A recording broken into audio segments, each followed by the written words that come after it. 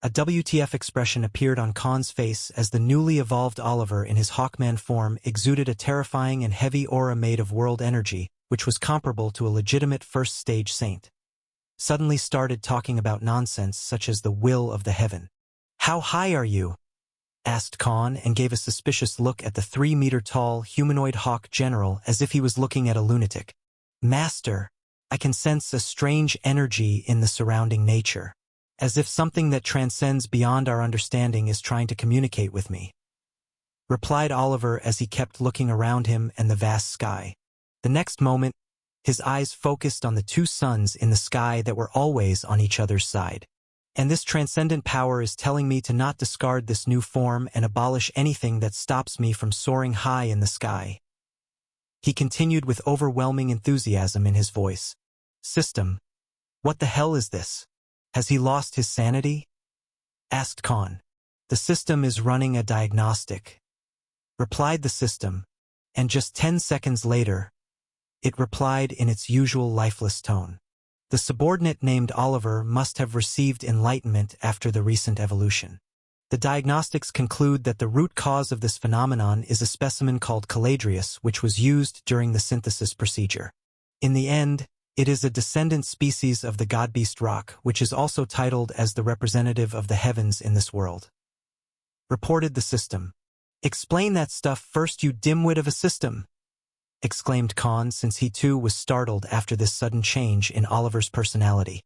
Because based on what he had seen till now, Oliver rarely spoke and always followed his orders promptly. But every time he did, he came up with answers and an accurate understanding of the situation. Even Ronan wasn't as quick as Oliver when it came to evaluating, identifying, or sensing things that nobody else could feel. Whether it was during the fight against the legendary rank Jormungandr, where he noticed the descendant of the basilisk being able to create small copies of itself, and its lucid reality skill, which he vividly explained how it worked. And recently against Caladrius, who had a mysterious aura that wasn't made from the world energy, but was somehow controlling it despite the legendary rank monster trying to resist. This was something Khan still wondered about. Oliver always noticed even the minute things and spoke only when he had facts ready, as if he was Khan's version of Sherlock Holmes among his generals. So him suddenly talking about something beyond transcendence and the will of the heavens had caught Khan off guard, as Oliver was the last person he'd expect this from. "Master, I need to spend some time alone," he said. "I feel like the sky is calling out to me. I don't know what it is. But I must go. I shall return later," spoke Oliver in an urgent tone. "All right, take as much time as you need," said Khan as he instantly approved this request so suddenly. The next second, the Tempest Archer General spread his wide and firm wings and instantly leaped towards the sky. Boom! Boom! Boom! Oliver's ascending figure left 3 powerful shockwaves in succession, as if the son of Krypton himself was flying with supersonic speed after breaking the sound barrier again and again. Sigh! Khan sighed as he saw Oliver's figure disappearing amongst the clouds as he kept flying higher like a rocket. The main reason why Khan allowed him to go was because he too received enlightenment 3 times so far. One was during his practice as a magician when he was studying mana and world energy, and twice when he was practicing space law and dimensional law simultaneously. So he understood why Oliver wanted to leave. Because Oliver was currently in the peak enlightened state where a new aspect of existence was revealed to him, and his mind and body had to explore more and firm his footing to build a solid foundation. Who knew if it'd make Oliver even more powerful than he already was after the rank up? So that's why Khan felt like he should let Oliver fly high in the sky rather than trapping him in a cage. "Wait a minute," spoke Khan as he came to a sudden realization. "There's a pattern," he said, and closed his eyes as his eidetic memo kicked in and helped him remember certain scenarios. Rudra is a dominating type of personality because he had both basilisk and draconian bloodline. Plus, he's a mythical rank creature, said Khan with a surprised expression. Blackwell is basically a personification of pride because he was evolved using the primordial Titan bloodline, which existed even before godbeasts and dragons. He's basically a royalty of a sort. And now Oliver, after the evolution, wants to explore the sky from above so suddenly, he said with a solemn expression. and the only thing Khan could connect it to was their bloodlines that were actually either a variant version or a superior purity that had the potential to surpass the original ones he used to evolve them. Maybe the same would happen to other subordinates, because the high-ranked creatures who sit at the pinnacle of the food chain would certainly have psychological traits of their own species and bloodlines. Concluded Khan based on every detail he noticed so far. But without a choice, Khan then decided to depart since there wasn't anything left to do. In the main throne hall, Khan was seated on his black and golden throne.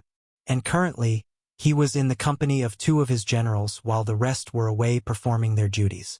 Like I said before, Master, you're in no position to go on another hunt. You will still need at least a month to fully recover from the soul extraction procedure. Until his weakened state ends, you won't be able to rise in levels again either, spoke Armin. Fine then. I'll use this as a long-due vacation and slack off for a month, replied Khan as felt dizzy for some reason. Just then, Ronan received a transmission from the artifact. His eyes widened in surprise as his alarmed expression alerted both Khan and Armin. Master, we have another emergency, exclaimed Ronan in hurry. What happened? Asked Khan. There's an attack on the border 5th hotspot region, and it's caused by... He reported. Don't you dare say it, spoke Khan as he face-bombed himself. But Ronan continued regardless and revealed the true instigator. A legendary rank monster. After Ronan's affirmation, Khan had an exasperated expression and his countenance looked as if he was a student who was extremely annoyed at the teacher for extending the lecture by 5 minutes. Khan let out an exhausted sigh and tilted his head backward as he spoke. Somebody kill me, please. Why can't I get a break? His complaint, however, fell only on deaf ears. What's the situation? He asked. Omega and Jugram are on their way since they're closer to that region. They've already gathered the forces under their command and are heading towards the battlefield with more than 3 million soldiers and over 2,000 flying ships, explained Ronan. What did Commander Chetuk say? What kind of legendary monster we are looking at? Asked Khan in a solemn tone. The one he asked about now was the Centaur semi-saint who belonged to the neutral faction and was now Khan's slave because of the Blood Oath token. On the surface, he still served his clan and faction, but in reality, he was just another puppet for Khan like the other 2 semi-saints who has caused a big scam in the military by embezzling funds allotted for compensating the families of the deceased soldiers. Later, Khan killed Commander Aswala in the People's Court and threatened this semi-saint to accept the slave contract lest he wanted to get killed publicly as well. He was the one in charge of the region where another legendary ranked monster just attacked, and the transmission received by Ronan was sent by him. Currently he and the clan heir of the Apopis clan are fighting at the front lines and both are protecting the border. But the main problem is that the enemy numbers are simply too big. Even the reinforcements arriving with Omega and Jugram won't be enough, replied Ronan. It will take us 6 hours just to reach there, so sending help from capital would not be efficient. Blackwell is in charge of the Caldrus region now, so he too will not need 4 hours to get there. He iterated. Damn it. Oliver has gone AWOL too. I can't contact him either. If it was him, he would be there in a couple of hours and would have taken care of it easily, said Khan as he was getting impatient.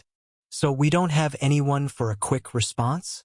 Both Omega and Jugram won't be able to kill it even if they took their real forms. It's a legendary rank monster in the end. Plus too many people including those 2 semi-saints will be watching, spoke Khan as another wave of worry washed over his body. I'm going to go crazy, he said and covered his forehead while being distressed, because the longer it took them, the more loss of life will there be, and he wanted to avoid a similar situation like the Caladrius attack. Beep, beep. Just then, Ronan receives another transmission and he started talking with the caller. The next moment, however, his eyes were widened and full of shock. I just received an important message. He is finished with his work, and he is close to that area, reported Ronan. Good. About time we heard from him. Can he handle it? Asked Khan as a sense of relief came over him and he slouched backward on his throne. Yes. spoke Ronan as he nodded in affirmation. Just tell him to bring the body here first. I'll decide the next move later, spoke Khan, his mood suddenly turning carefree. Meanwhile, I'll go take a good nap, said Khan and drifted in the dream world, because he was certain that the big gun they were sending would definitely get the job done. In the 5th hotspot region of the monster wave attack called Barawa, where the Centaur commander was stationed. He and Victor Apopes, one of the Clane heirs sent from the capital and stationed here by Khan himself, were fighting at the front against an army of forest monsters and millions of tree-like creatures that were no different than normal monsters but had bodies made of wood and leaves. The current battlefield was full of deep holes and burning bodies of the monsters and soldiers alike. So far, more than 30,000 foot soldiers had already died, while the ones attacking from the flying ships and magic cannons had successfully taken out over 1 million monsters spread across this 10 kilometers wide battlefield.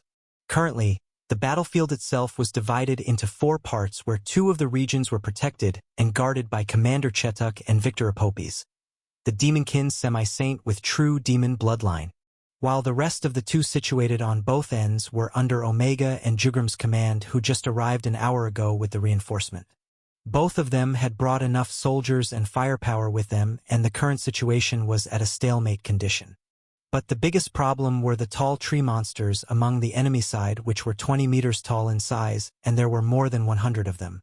Even the magic cannons didn't have that much accuracy to hit these fast-moving targets, who had roots as their feet, which increased their mobility and made their next location impossible to detect.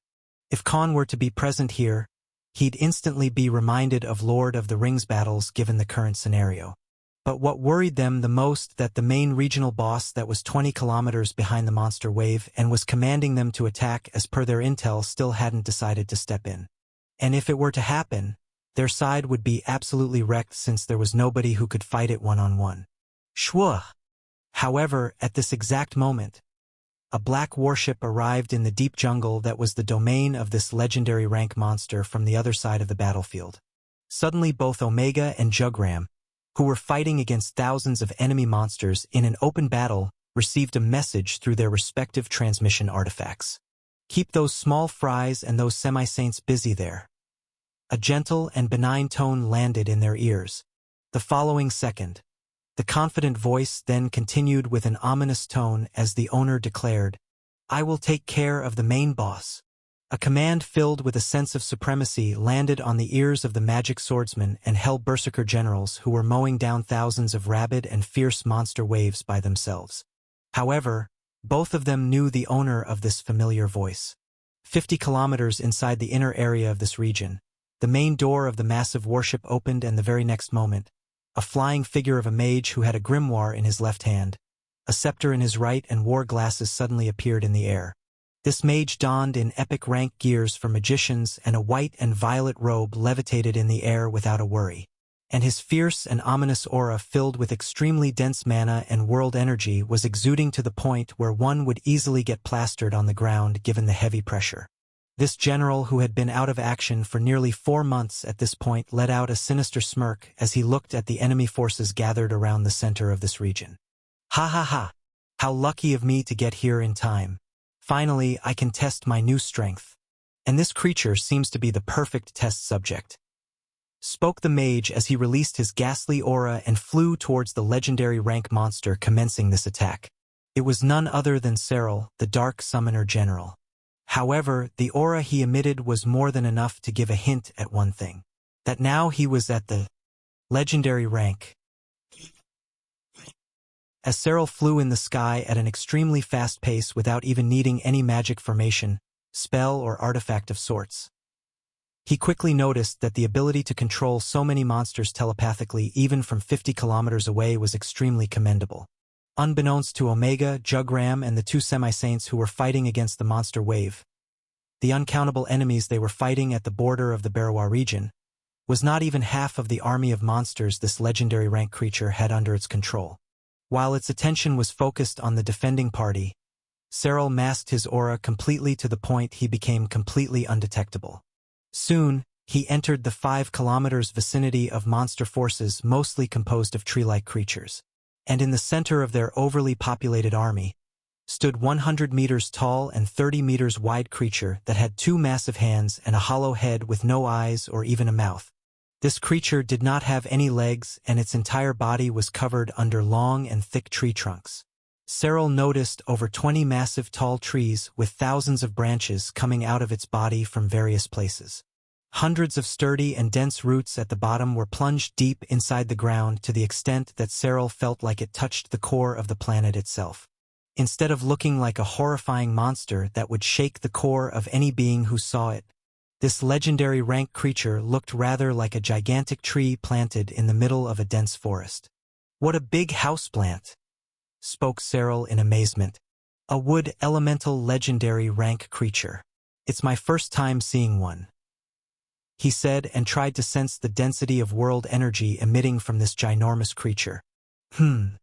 At least level 223. The total number of creatures it has in its army seems to be above 10 million. Even the 50 kilometers of the forested region is filled with them like a nest of ants," he said as he looked towards the crowded forest that was being rummaged by the incalculable numbers and variety of species as well as tree monsters. "It plans to wear off the soldiers and all fighters with its sheer numbers. At this rate, unless there's a saint, they won't even last for the next 10 hours. The numbers alone are tremendous, and even someone like a semi-saint will get tired out to the point they can't continue fighting. It really has advantages in numbers, a variety of strong underlings and terrain advantage. You two are lucky that I came here in time as soon as I broke through to legendary rank," said Cyril as he transmitted the real situation to Omega and Rudra.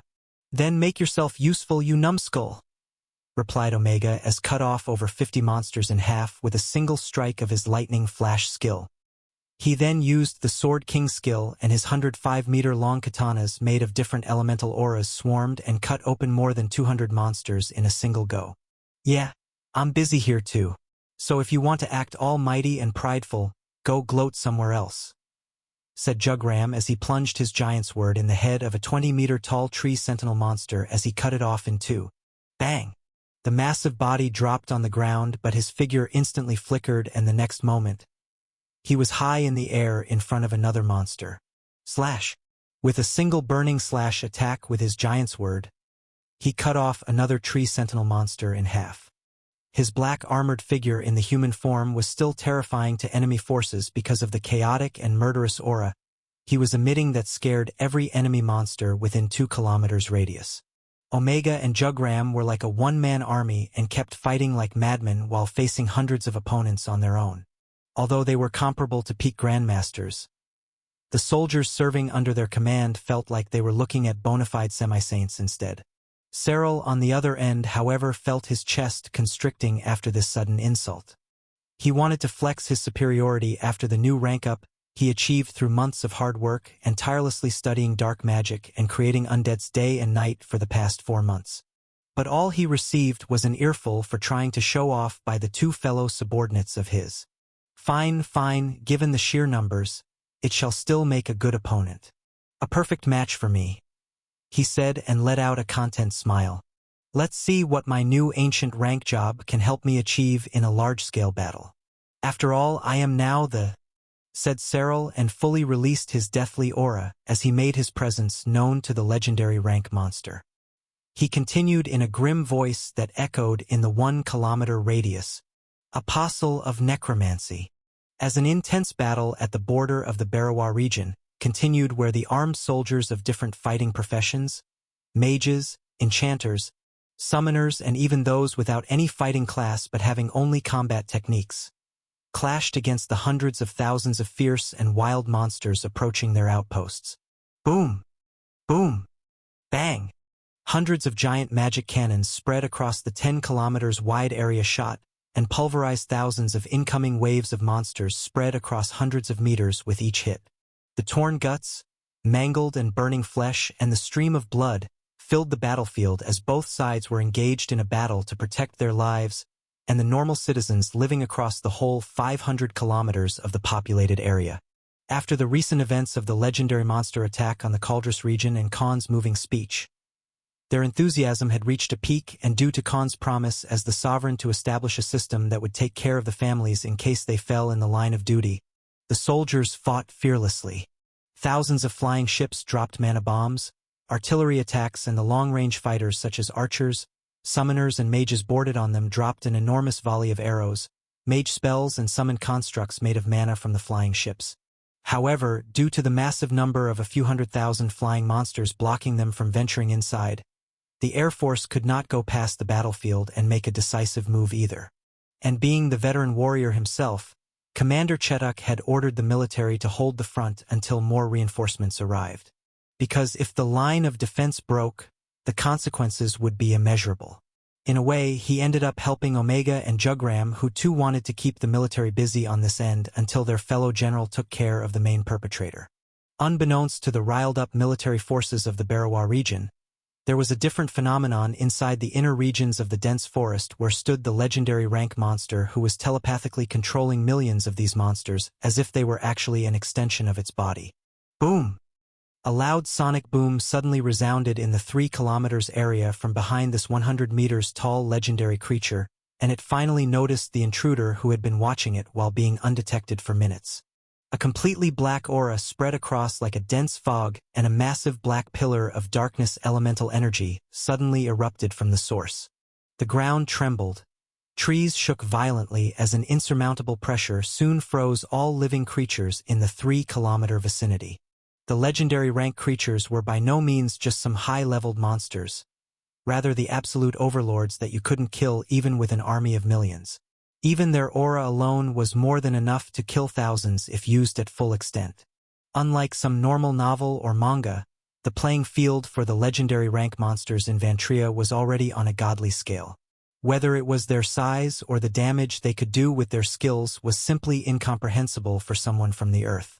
Cyril, who had finally revealed his deathly aura and challenged the legendary rank monster that was literally rooted on the spot for a one-on-one battle.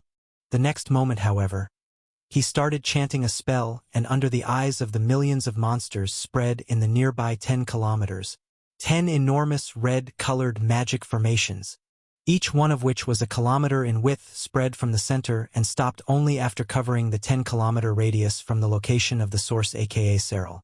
"Let's see who's better at handling more numbers," spoke Cyril with a smirk. "Arise, army of the dead," he exclaimed. Crack, crackle, shatter. Loud noises of shattering and cracking ground filled the surroundings as the entire 1-kilometer perimeter under the red magic formations, which was Cyril's signature skill, cracked wide open. Clang, thud, jitter, thump, bang. Dozens of different noises filled the dense treelines as from the now 1-kilometer circumference pit of hollow ground rose thousands of undeads varying from species, sizes, and different fighting professions. A similar scene occurred on the 9 other sites under those archaic red formations that summoned thousands of skeletal undead soldiers and monsters alike. Thousands of these creatures were even 10 meters in size, and there were many with specific gear and armor such as tanks, swordsmen, berserkers, assassins, and archers. Behind them stood battalions of dark, hooded mages and summoners as support. This army of the dead was not just bony human skeletons but actually a well-equipped army of soldiers with full battle formations based on their skills and abilities. And just in 1 minute, more than 1 million of these soldiers comprised of various creatures that were the amalgamation of a number of species experimented and created by the Dark Summoner General during his 4 months of study session came into sight. Rara, gur, roar, thud, thud. And as Cyril's army approached towards the enemy side, the number of undeads that kept coming out of the deep crevices and hollow grounds also rose with every passing second. At this moment, the faceless and mouthless legendary rank wood elemental creature turned its whole body towards Cyril and made a gesture through its gigantic hands. And soon, thousands of tree sentinels that were 10 to 20 meters in height and were guarding the close proximity of this legendary rank monster suddenly started charging towards the new enemy side that suddenly appeared out of nowhere. Ha ha ha! Let's see if you're even an opponent worth using my full abilities on, spoke Cyril with a smile, and the next moment, clang, bash. Both sides started colliding against each other as the massive monsters amongst their ranks charged from the front of their respective offensive formations. And in a matter of minutes, a big battlefield consisting of millions of creatures came to be. Trees and ground shattered as they came in between these mindless monsters clashed against each other. "These petty ones shan't do. Let me bring my 6 swords," said Cyril, and the next second, 650 meters tall gigantic creatures, each as big as a colossal titan whose bodies were made from the bones of thousands of undeads, appeared on different ends. Although their appearance was many times bigger than the previous encounter where Cyril turned them into his puppets. Their aura, that was comparable to a semi-saint itself, sent shivers in the approaching monster army. At this moment, Cyril had summoned the 6 heads of Hydra. 6 giant figures, each sizing around 50 meters in height alone, rose from the wide crevices of the ground and jumped forward. The 10-kilometer-wide battlefield now had 6 giant figures who shook the ground for dozens of meters just with a single step. All of these 6 figures with darkness shrouded around them that acted like their attire based on their respective fighting professions had given them a ghastly and tyrannical appearance. A demonkin spearman, a human halberd user, an elven swordsman, a brawler warrior equipped with gauntlets, a succubus using a metallic whip, and a snakekin mage stood on 6 intersections. Thud! Thud! Their decayed flesh and bodies made of hundreds of thousands of bones with a black aura running within, stood tall in the massive and mountainous regions while having thousands of undeads stand behind them. Compared to their titanic bodies, these small forces looked like nothing worth even looking at. Yet their rising numbers did not stop. "Go forth, my guardians. It's time for you to serve me.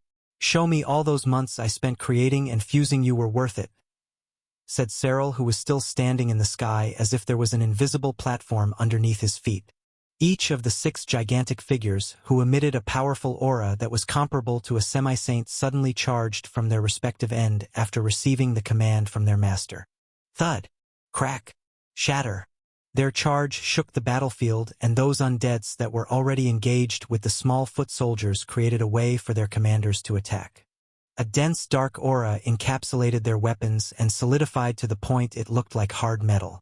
The mage snakekin, who once used light elemental skills during the battle, when the 6 heads of Hydra fought against Cyril around 8 months now, had dark magic as its main element of body, cast numerous spells that floated around it. Boom! Bang! Clang! In the following seconds, the gigantic figures trampled on hundreds of enemy monsters and wood elemental creatures.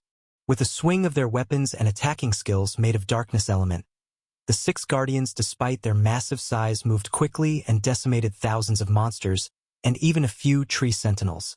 A massive 12-meter-long aura blade strike by the elven swordsman shattered the ground, killing hundreds of small-sized enemies while its towering figure stomped on the small 5-meter-tall horde of monsters that looked like small rodents to it. Over a dozen 10-meter-long spears made of darkness elements pierced through the 1-kilometer range as they obliterated the approaching enemies from the spearman guardian's end. Thud! Crack! Odin, aka the Brawler Guardian, who was a peak grandmaster and got used by Cyril in the form of Loki to summon all the heads of Hydra back then, jumped high and landed 200 meters inside the group of monsters. He charged both his gauntlets with darkness aura, and under the eyes of the 1,000 monsters, boom! A loud explosion resounded as Odin attacked with his fists that shattered the 1-kilometer radius of ground and created hundreds of crevices that engulfed the falling monsters. The shock waves that erupted from this attack were so intense and strong that they tore through the bodies of all the small fodders who were in 2 kilometers vicinity from the Thrall Brawler. Rar! Swoosh!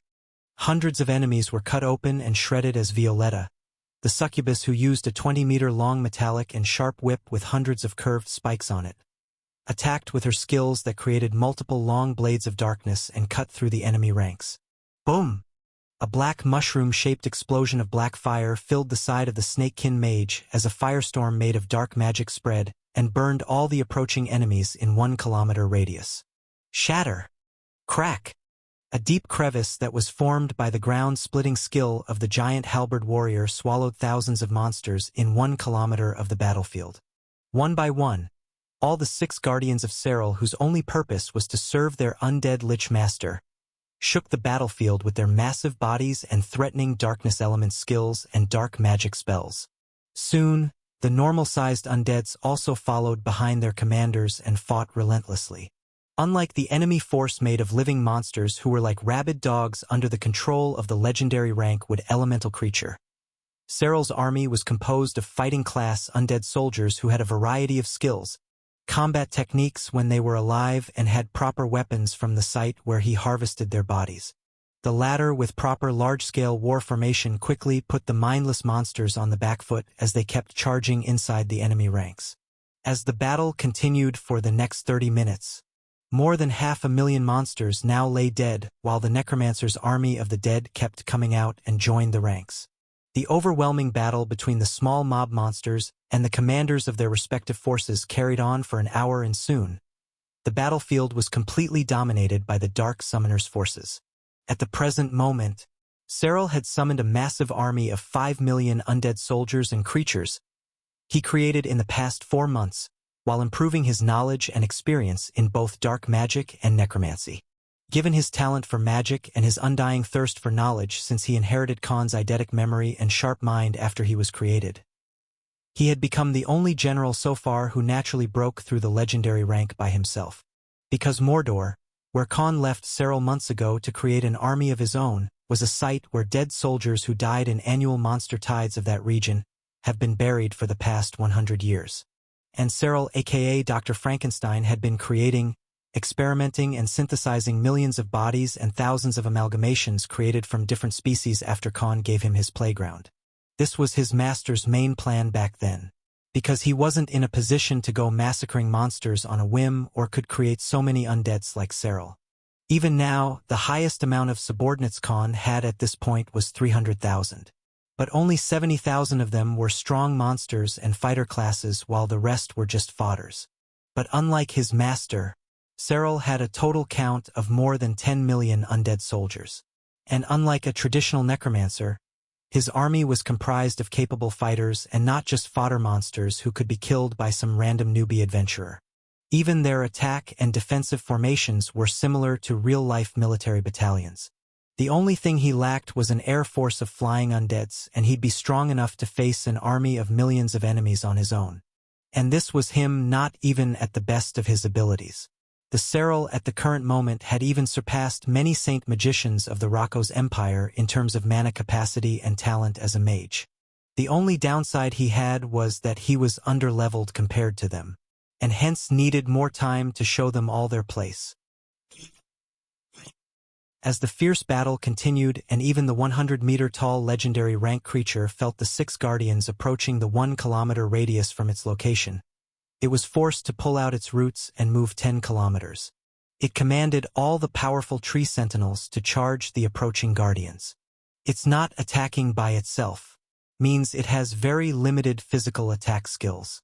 So it has mostly mind control and terrain skills at best. And they too have a limited range. Otherwise, it would have killed them easily as soon as they entered the 2 kilometers radius. I can use that to my advantage, said Seral as he analyzed the enemy while he tipped his glasses in the middle with his forefinger. Although the tree sentinels were higher in numbers, they did not have fighting profession skills like the 6 guardians. So it was basically a trained marine soldier fighting kindergarten children. There was nothing to worry about. And as this fierce battle continued, the situation on Omega's side finally changed as the legendary rank creature summoned back the army of millions of its monsters to fight against Seral's army of the dead instead. The soldiers of the Barawa region finally felt like the ferocity of the battle was withering, and many from the enemy side had calmed down a bit while some started running back to whence they came from. While millions of fodders died and hundreds of thousands of undeads were shattered and broken by the enemies, the battle soon reached its peak. But just when Seral thought that victory was on his side, the legendary Rankwood elemental creature cast a 100-meter-side ginormous green orb in its 2 massive hands. Damn it! So that's why it was holding back. It needed a long casting time. No wonder it didn't attack from the beginning of our battle, spoke Seral with a dejected expression as he noticed the type of skill that his opponent had cast. Boom! A loud shockwave filled the 10 kilometers region, and soon, an unbelievable phenomenon occurred that made the Dark Summoner frown. The green orbs expanded over the 10 kilometers radius of the battlefield, and right in front of Seral's eyes, All the fallen wood elemental creatures and the normal monster who died till this point stood back up as this green wave of aura washed over their corpses. If Cyril could raise the dead, this legendary monster could control even their fallen bodies with its skill as if it granted them life again. One thing he quickly came to understand after this phenomenon: that this was no longer a battle between two legendary monsters, but a battle of life versus death. As soon as the battle between millions of monsters, wood elemental creatures and undeads had reached the peak and the latter side gained an upper hand, a decisive move from the legendary rank tree-like creature suddenly turned the tide. The 100 meters wide massive green orb filled with life force and vitality it created exploded, and a green wave of energy spread across the 10 kilometers radius where the battle was happening. It wasn't that the 6 guardians were strong enough to kill it or the legendary rank creature was unable to retaliate. It was actually in the process of creating this game-changer skill and didn't want any interference, so it willingly retreated 10 kilometers backward contrary to Cyril's assumptions. And now, the corpses of the fodder monsters from the enemy side that were once torn and lifeless were restored to their previous state after the green energy spread over their bodies. With just a single skill, the enemy side had completely restored its fallen numbers, which were no different than what Cyril could do himself as an undead lich necromancer. Beep, beep. While he was lost in his thoughts, a transmission noise ringed in his communication artifact. "Cyril, can you hear me? Are you actually fighting that thing?" asked Ronan, who suddenly contacted the Dark Summoner General amidst the battlefield. "Yes. What is it?" "I'm busy here," replied Cyril. "I've gathered some information using our historians and those who know a lot of monster species of the Verlassen fiefdom.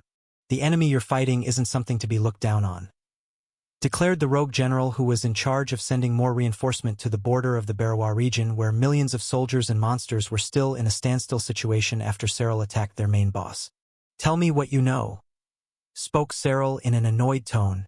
"It's called the Ashikvatika, a species that was supposed to be extinct 500 years ago, and the ancient records of its existence say that even among all the wood elemental species, monsters, and any creatures that exist in Rocco's empire, it's like the royalty in that element because of their bloodline," iterated Ronan in a solemn tone. "Even the past emperors centuries ago did not dare to wage a war against these creatures or send saints to fight them," he explained, "because it can instantly rejuvenate plants, wood elemental creatures and forest inhabiting monsters using its innate skills. It's like resurrecting the dead. It can telepathically control all of the previous categories of creatures I mentioned. And the more plant life and natural terrain filled with trees it's present around, the higher the range of its telepathic abilities are. The bigger the forested region is, the more advantages it has. So basically, the whole border, which has nothing but 300 kilometers of dense forest, is its domain, and you're at a total disadvantage," said Ronan, and finished his recent findings. "Good. It won't be any fun if it was much weaker than me," replied Cyril in an insidious tone. Crack! Break! Shatter! In the following moment, the legendary Ashikvatika started channeling its mana, and thousands of 20 meters roots that were extremely sturdy and thick appeared as they cracked open the ground of the battlefield. Cyril could infer that the enemy was no longer holding back and had taken an offensive approach for the first time. Soon, the thousands of tall trees in the 10 kilometers radius emitted a green hue as Ashikvatika moved its hands in a way as if it was airbending. Rustle! Rustle! Soon, in front of Cyril's very eyes, all the trees in the area shook as if they were being controlled by an invisible force. Crack! Crack! Thousands of trees were pulled upwards by this force, and all of these trees were rooted out from the ground, and a green aura started running through them. Crank! Crank! Soon, these tall trees started gathering around each other and started forming humanoid shapes. In a matter of minutes, hundreds of tall tree creatures of the same size as 6 guardians were created by the Ashikvatika as it created an enormously big army of its own. And without waiting for a ceremony, their titanic figures charged toward the 6 guardians, and both sides clashed against each other. With their massive bodies and big numbers, soon the 6 guardians were cornered, even though they had a lot of attack skills. As if this wasn't enough, the previously summoned long and sturdy massive vines that the enemy boss summoned started moving from the ground underneath. and the massive figures of the six guardians were soon attacked from the ground itself as the vines entangled themselves around the feet of these massive undead creatures. Although they easily broke through these vines, the number soon increased to hundreds and they could no longer move or fight freely. Their bodies started getting bound by the vines, which also started entering inside and trying to break their skeletal bodies. As long as we are in this forested region, it has an endless supply of powerful monsters. And unlike me, it doesn't require too much mana to rejuvenate and restore its fallen soldiers either. I guess I really am at a disadvantage here. He spoke with a somber expression. Nevertheless, it's a worthy opponent indeed. I don't think even Master would have these many summoned creatures even now to fight its forces equally. But again, it seems like this is no longer a matter of numbers, said Cyril, and decided that it was time he personally got involved in this battle rather than standing like a spectator. The following second, Cyril cast dozens of magic formations that surrounded him from different sides and angles as he floated in the air. Soon, he started chanting in a language unknown as if he was performing some sort of forbidden ritual. After 5 minutes of uninterrupted chanting, boom! A loud and massive burst of darkness elemental aura spread across the 2-kilometer radius. His tyrannical and deathly voice resounded, and he finally activated his new ancient rank job, which was also the biggest trump card he gained after breaking through the legendary rank. Apostle of Necromancy. The ripples of darkness aura permeated through the dense treelines spread across 2 kilometers radius as a sky-piercing black pillar rose as soon as Cyril made the declaration about invoking his newly acquired title.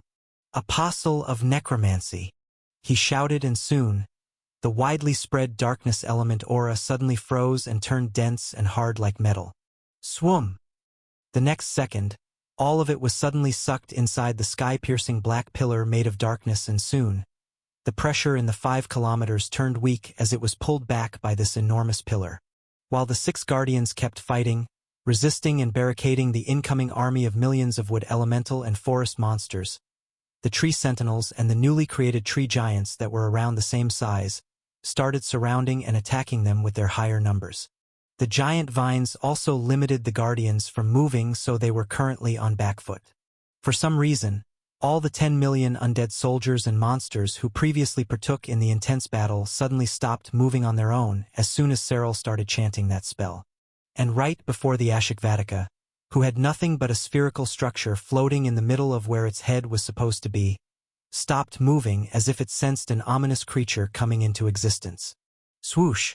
Swoosh! Thud! The next moment, all the unmoving undeads suddenly trembled on the spot, and the skeletal bodies crumbled as the dark magic binding and moving them suddenly left all of their figures. Thump! Thump! A loud noise of something pulsing resounded in the battlefield as if a ginormous heart was beating in the center of the black pillar.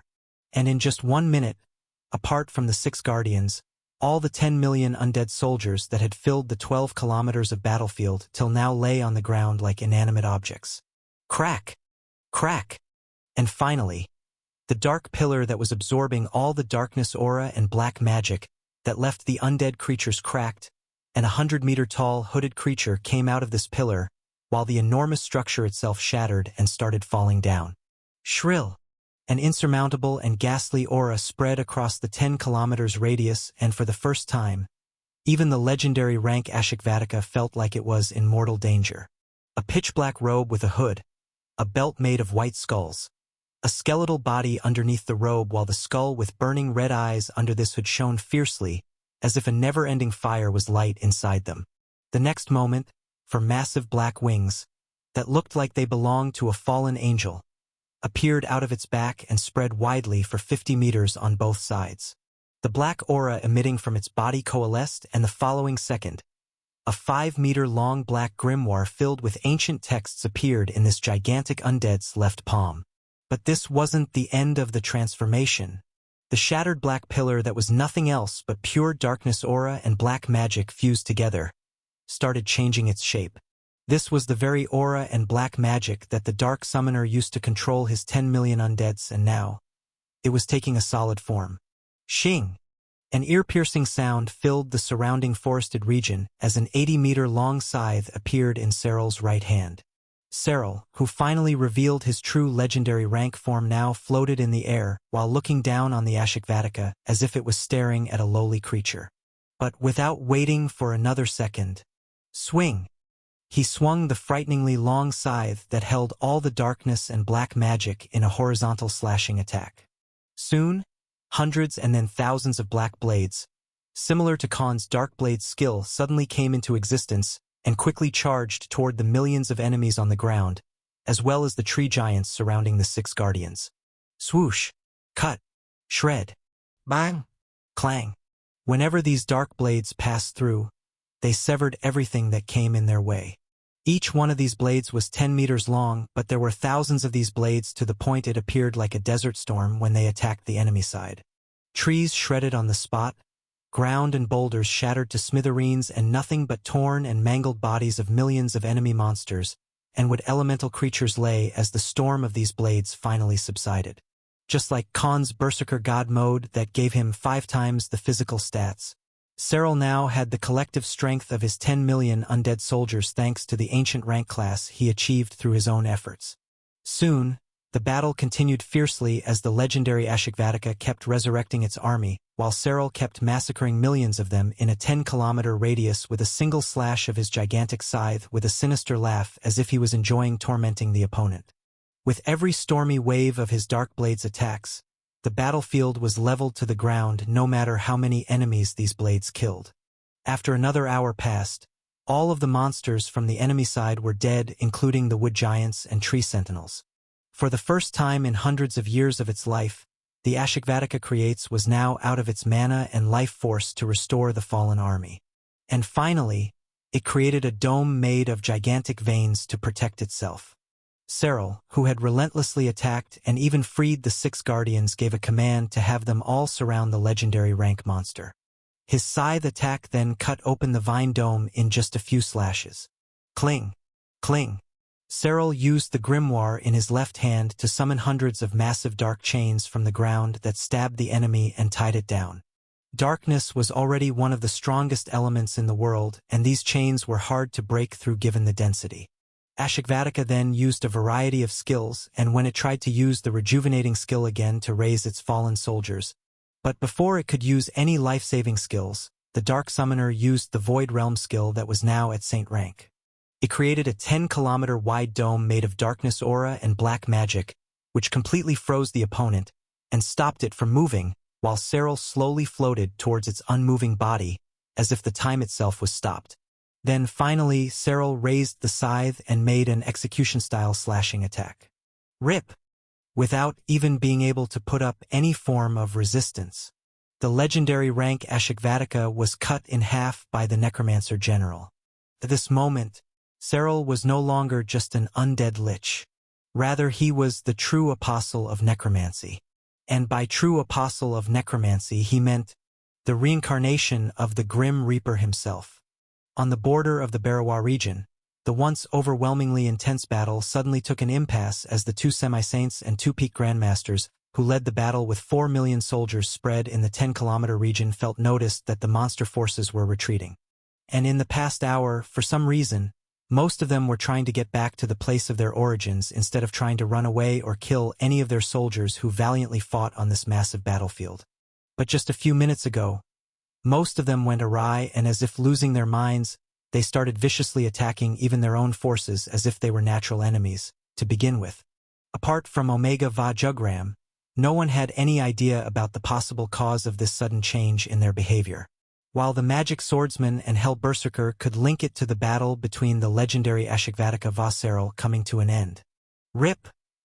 Cyril's gigantic scythe cut open the massive 100-meter-tall Ashikvatika in half as the incredibly sharp blade made out of pure darkness element and dark magic severed it horizontally from the torso region. Although it appeared that Cyril did it very easily, only he knew that many things had factored up in his victory. Just the immeasurable numbers of underlings this legendary wood elemental creature had were 2.5 times more than the soldiers belonging to various species and fighter classes at the border. If Cyril hadn't come here, they would be completely outmatched, and unlike the incident with Caladrius, not just 100,000 but more than 1 million soldiers would have died. Just the very fact that it had these vast numbers and hundreds of strong giant figures that were enough to kill thousands of enemies themselves would have turned the tide of the battle very quickly. Even with the flying ships and magic cannons, this force of colossal tree giants would have breached the border easily. If not for Cyril himself being a legendary rank necromancer and having an army of 10 million undeads equipped with proper battle gear, there was no chance of victory because forget killing the enemy boss. Their forces wouldn't even have entered 10-kilometer radius from it. Also, his 6 guardians had retained all their skills before Cyril turned them into his summoned undeads, so they were many times stronger than the tree giants summoned by Awakens. Given the fact that all the fallen monsters under its command could be rejuvenated and resurrected from time to time, the enemy boss was the biggest nightmare of any force, and even a saint leading an army wouldn't have been able to touch it without having his own side getting wiped out first. And given the fact that Cyril himself was a big of higher levels compared to Awakens, he had an advantage in stats as well. On top of it, all of his skills were of darkness attribute, one of the 2 strongest elements of reality, which was not only stronger but many times more destructive than others. Cyril's matching numbers, skills and attributes made him a custom-made predator of Awakens. And in the end, he used his newly acquired Apostle of Necromancy class, the details of which were unknown to many even now. After the ginormous body dropped on the ground and the life force of the enemy completely diminished, Cyril awaited his master's return quietly. As the battle finally ended after their side killed off the remaining army of the monsters as Cyril killed off their main boss, the victorious battle cry of the soldiers echoed in the battlefield.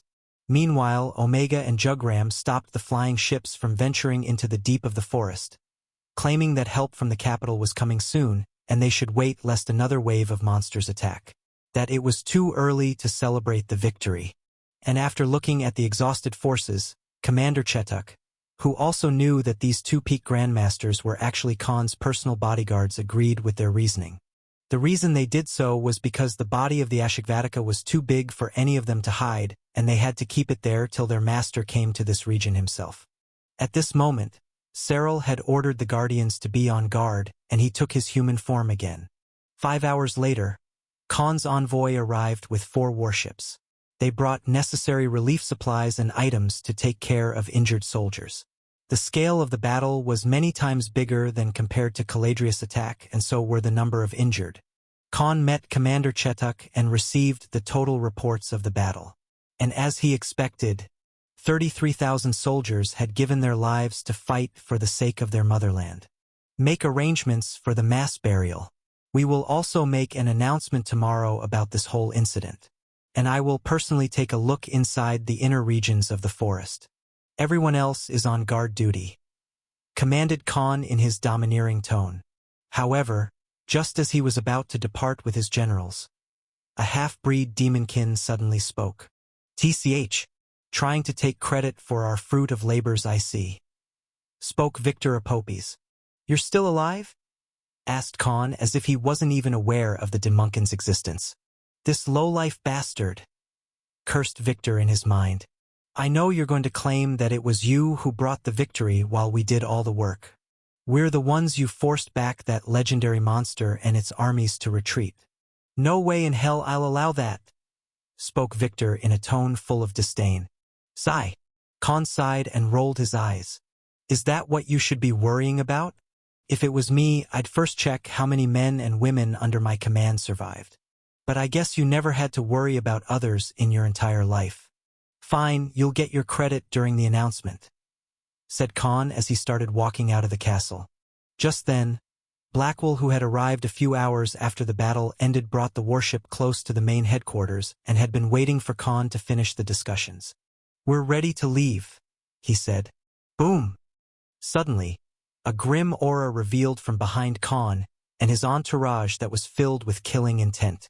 "Hey, I'm not done talking," shouted Victor as he felt like no one was treating him with enough respect despite being coming from a prestigious clan. Shrill. But the following moment, for grim and terrifying auras filled with bloodlust landed on his body. Blackwell, Omega, Jugram and Ronan released their killing intent on the semi-saint, as if they wanted to rip him apart for talking in a loud voice in front of their master. In their group, Blackwell was already comparable to a saint but had been hiding his strength under Khan's orders joined in. Thud. Their collective pressure suddenly was so heavy that it made Victor fall on his knees. Our Lord may be forgiving, but I am not. You better keep your mouth shut if you don't have anything important to say, spoke Blackwell in a tyrannical voice as he swung his golden battle-axe and stopped right in front of Victor's neck, who was frozen on the spot. None of them had time to entertain a rich brat here who cared about fake valor and prestige more than the lives of the people who were his responsibility as a military officer. Khan and his group then peacefully left the place and departed for Cyril's location. Victor, who finally felt the mountain-like pressure lifting off of his body, gave a vengeful expression to their departing figures. After crossing a completely devastated battlefield full of crevices, torn and shredded trees and monsters, their warship finally landed in open space against the corpse of the Ashikvatika legendary creature. Cyril, who landed in front of Khan, knelt like a loyal subject. You've done well. And to think that you broke through to legendary rank without my help, even I'm surprised, said Khan as he looked at the kneeling magician general. It's because of you providing me with those millions of corpses from the burial site of Mordor. I was able to create more than 10 million undeads thanks to them, and I've spent all of my time researching and experimenting there.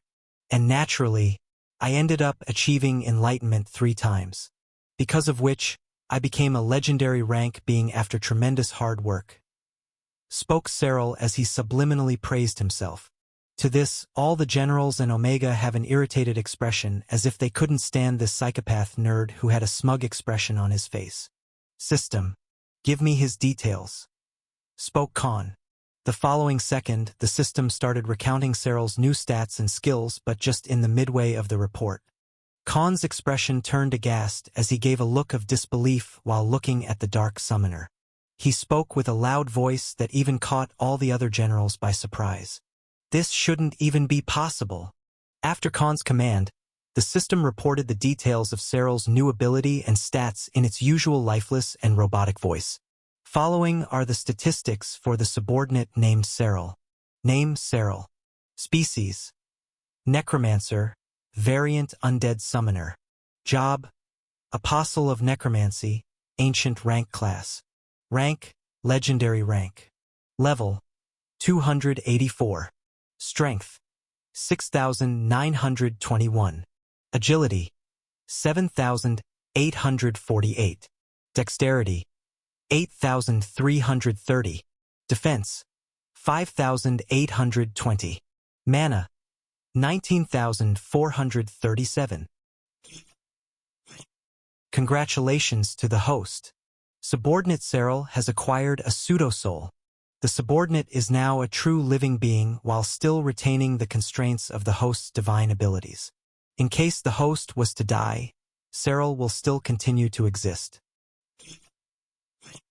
Following are the upgraded physical and magical skills and abilities. Monarch of the Dead, Saint Rank.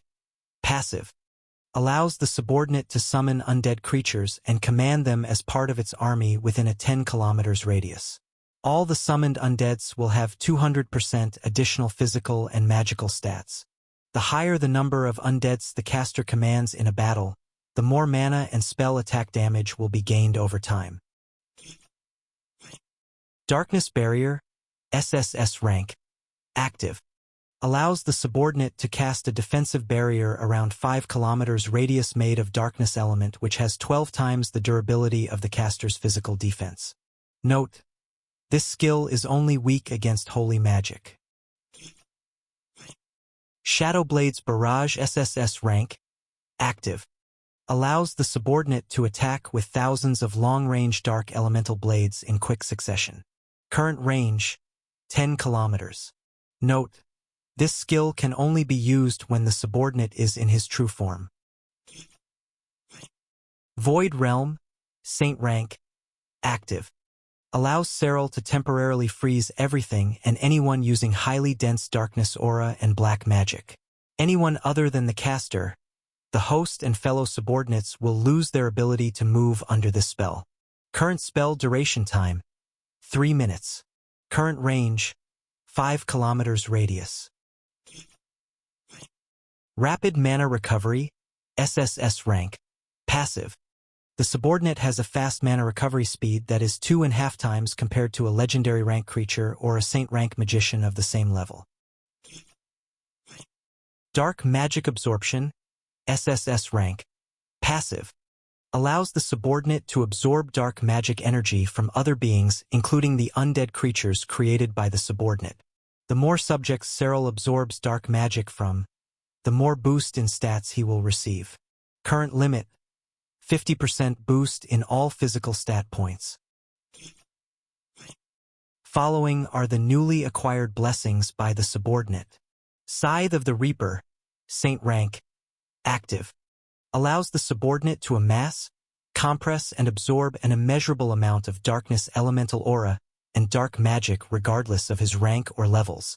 There is no restriction on how much of it the subordinate can handle or absorb. Chains of Judgment, Saint rank. Active. Binds any enemy with hundreds of darkness chains.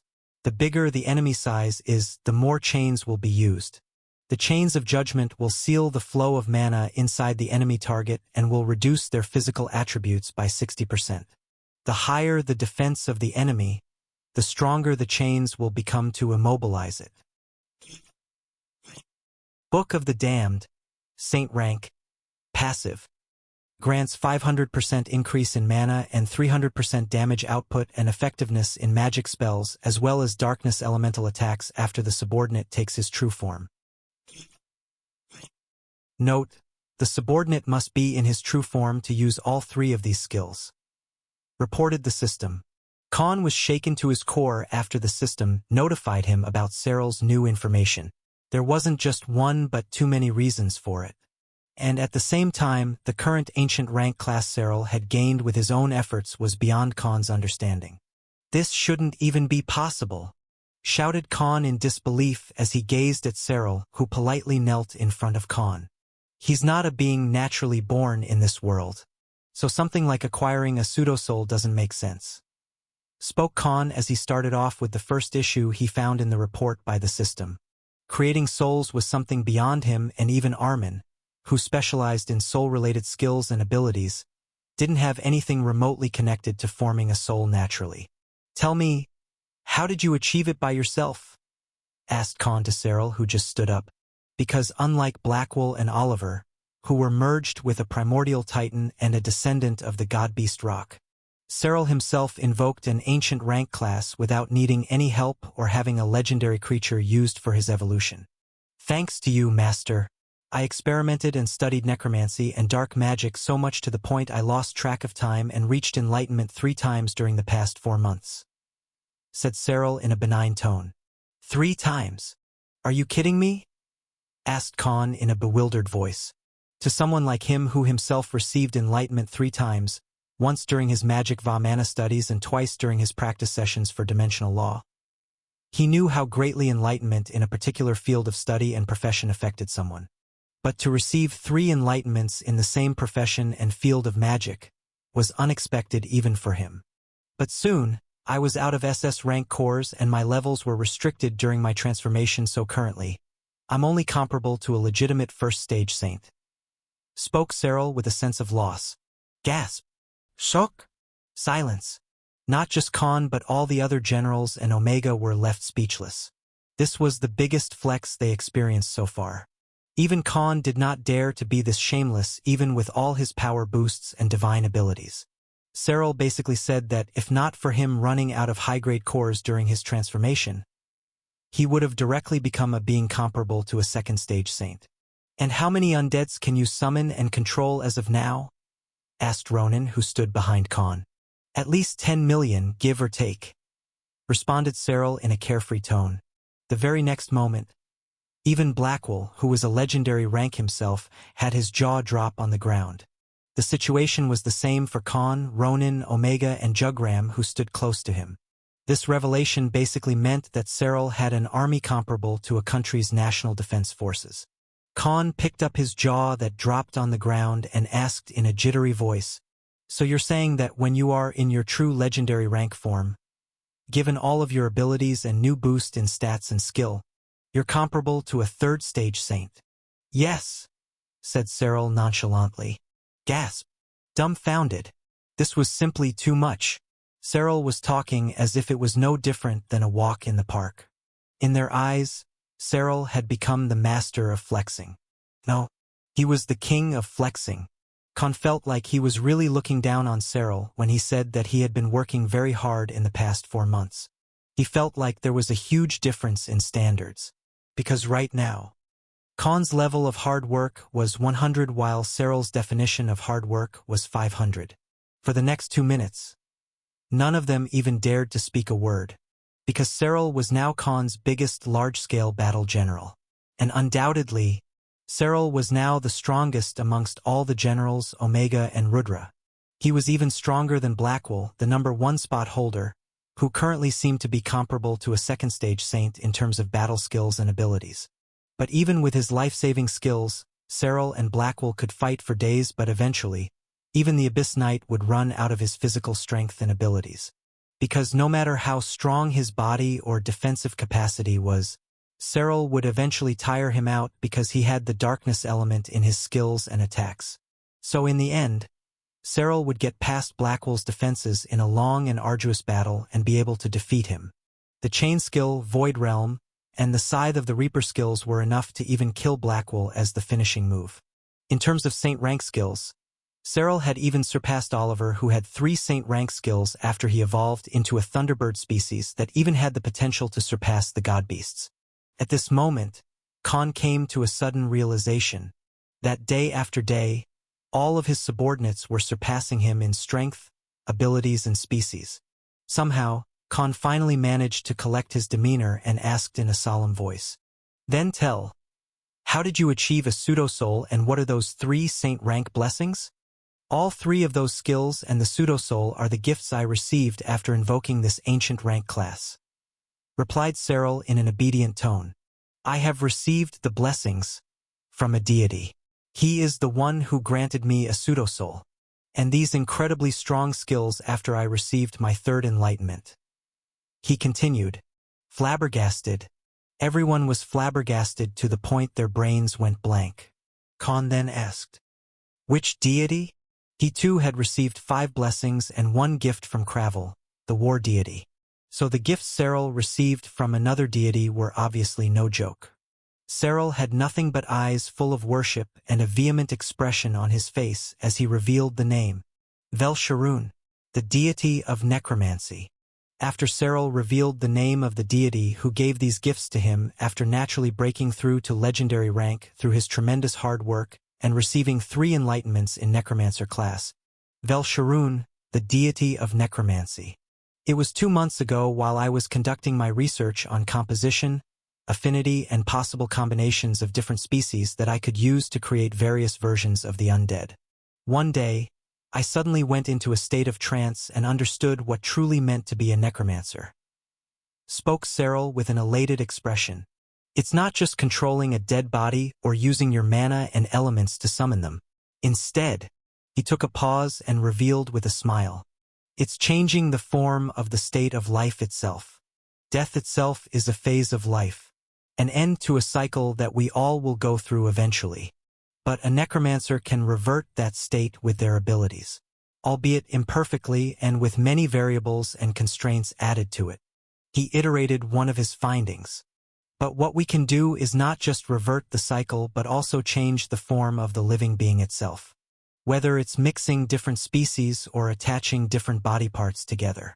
The variations are always too many to count and can be improved as the time goes on, he said with a thoughtful expression. One by one, he explained what form of wisdom and aspect of necromancy he realized and achieved during all 3 enlightenments. Other than Con, nobody else seemed to understand what the hell was the now renowned Flex King was talking about, but they all acted like an ape understanding the concepts of the global economy. But right after I came out of the trance state from the 3rd enlightenment just yesterday, I was suddenly pulled into a different realm of existence. There was no mana or world energy, but only a force that felt like a combination of decay and death. He revealed. Cyril then continued with gleaming eyes as he clasped his palms together as if praying to some ethereal being. And then I heard the voice of the deity Velsharoon. He said that I'm the only one who has received the 3 enlightenments in the law of necromancy in the past 2,000 years. I have experimented with and created more than 10 million undeads and even monsters that never existed in this world. Because of which, I have earned his acknowledgement as well as the right to become his representative. Spoke Cyril in a self-applauding voice. Since I didn't have a true soul and neither am I a natural birth of this world, the great Lord Velsharoon granted me a pseudo-soul. Khan had his ears perked at the last exchange. Why? He asked in a confused tone. Because something such as blessings and gifts from a deity needs a binding force. And it can only be done by binding them to one's soul, explained Cyril. And he said that once I became a being comparable to a demigod, my pseudo-soul will turn into a true soul as well. And all the gifts such as Apostle of Necromancy will unlock new abilities and effects each time I evolve into a higher rank. Means my next evolution to mythical rank will grant me even more powerful skills and abilities, as well as increase the effects of my current abilities, said Cyril in a worshipping tone. I see, but I don't understand a few things, spoke Khan with a suspicious tone. Although Khan completely understood why a deity like Velsharoon gave Cyril a pseudo-soul since his divine abilities Va blessings he received also used his soul as a container and binding force. The gifts and ancient rank class Cyril received were too much. Why would a deity go that far? A pseudo-soul must take a lot of power to create even for a deity. These gifts he gave you seem more like something done out of desperation, he hypothesized. Cyril, on the other end, had his eyes wide open. You're indeed really smart, Master. It is exactly what you said. The truth is, those who came before me have long perished and the previous apostle of necromancy was actually killed by a summoned hero 2,000 years ago. And currently, necromancy is forbidden in many empires of this world. So Velsharoon has no temple or monasteries dedicated to him. Unlike gods, deities who achieved their power after becoming a demigod first are dependent on the amount of worshipping and prayers dedicated to them. Otherwise, they will cease to exist after a few thousand years. Not just him, all the deities are the same. That is why they can never compare to true gods, revealed Cyril. Did he tell you that? Asked Khan. Yes, and he also told me that there were 2 other reasons. One of the reasons why he chose me is because I'm a being created of dark magic. And the deity himself was someone who once served and worshipped God of Darkness before he became a demigod and left the mortal world. The second reason being that I am also the creation of yours, the hero of darkness, said Cyril in an excited tone. What? How does he know? My arrival in this world is a secret, Khan suddenly exclaimed with a baffled expression on his face. Master, Velsharoon is actually one of the ancient followers of God of Darkness, and even now he still serves under him.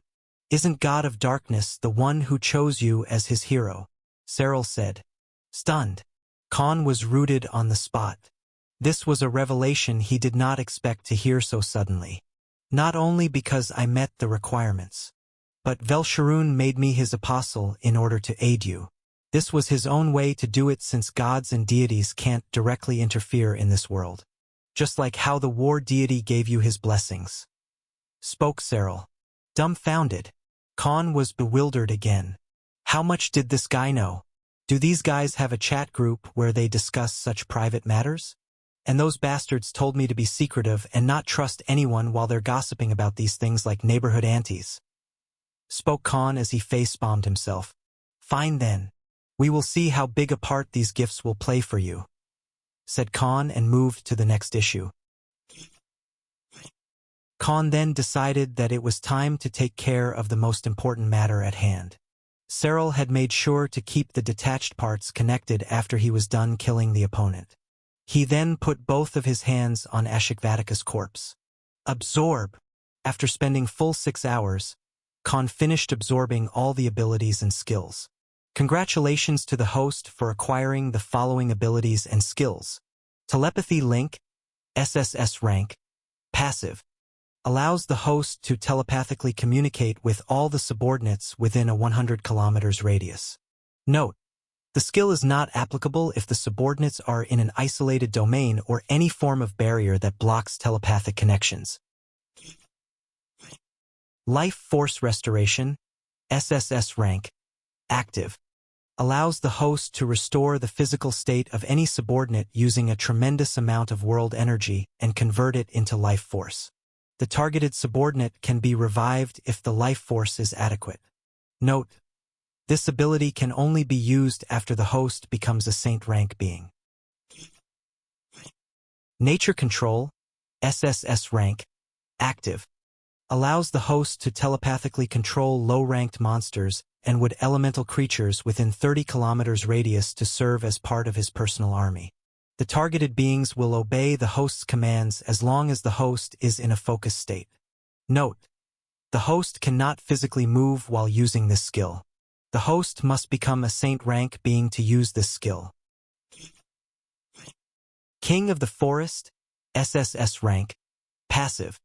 The host can control all plants, trees, and wood elemental creatures within a 20 kilometers radius of his location. The more targets are involved, the faster the consumption of the world energy will be. Note: the host can only use this ability after becoming a saint. Roots of Nature, SSS rank, active, allows the host to control and change the shapes of roots buried in the ground to create constructs and even weapons as per his will in a 10 kilometers radius. Note: the size and strength of the constructs may vary on the amount of world energy provided by the host. Reported the system. Khan almost had a mini heart attack after receiving this information. To him, it seemed like he was receiving too many OP abilities even before he became a saint. Would an even stronger saint of 1 or 2 higher stages be able to fight him after all these power boosts? Wasn't he becoming too powerful at this point? Would he even struggle against anyone after becoming a saint? But instead of wasting more time, Khan suddenly summoned a figure out of his shadow. A man donned in white robes who had brown hair, green eyes, and archaic runes spread over his forehead and arms stepped out. "What do you say? Suitable for you?" asked Khan to this general.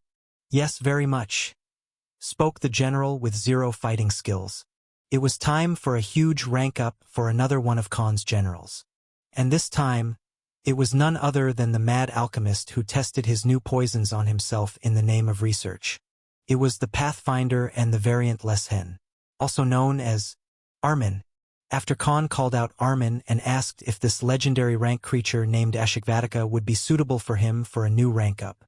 The reason he thought Armin would be the best candidate here was that during his previous evolution to High Lord rank, Armin was mixed with Grandmaster Alchemist Prithvi, the one Khan and Albestros carried the passage rights for after they went to the capital Rathna and had nowhere else to go. After his pitiful death, Khan decided to use his body and upgraded Armin. But while doing so, Armin had unlocked a legendary class named the Pathfinder. According to the system, Armin had met the conditions to acquire this class because he had both skills of a healer, and by getting mixed with an alchemist and acquiring his skill, he met the prerequisite conditions. But this wasn't the biggest factor, but rather the species of the Ashikvatika. Because Prithvi Aranya was a Leshen, a wood elemental species inhabiting this empire. And the creature in front of Khan was the same, albeit a very high-ranked bloodline. This was the best specimen Khan could ask for. So naturally, he thought of Armin to receive his new rank up. "Merge," commanded Khan. The next second, the synthesis divine ability started its work, and both Armin and this gigantic creature were covered under a pitch-black shadow, and the procedure began. Khan let out a deep sigh and finally felt like he could absorb the shock he received from absorbing all those amazing abilities from Ashikvatika. Telepathy Link, the skill that allowed Khan to telepathically communicate with all the subordinates within a 100 kilometers radius, was actually a godsend ability. Because even now, the limitations of Khan's hive mind link, despite getting ranked up twice, was only limited to 10 kilometers radius around him.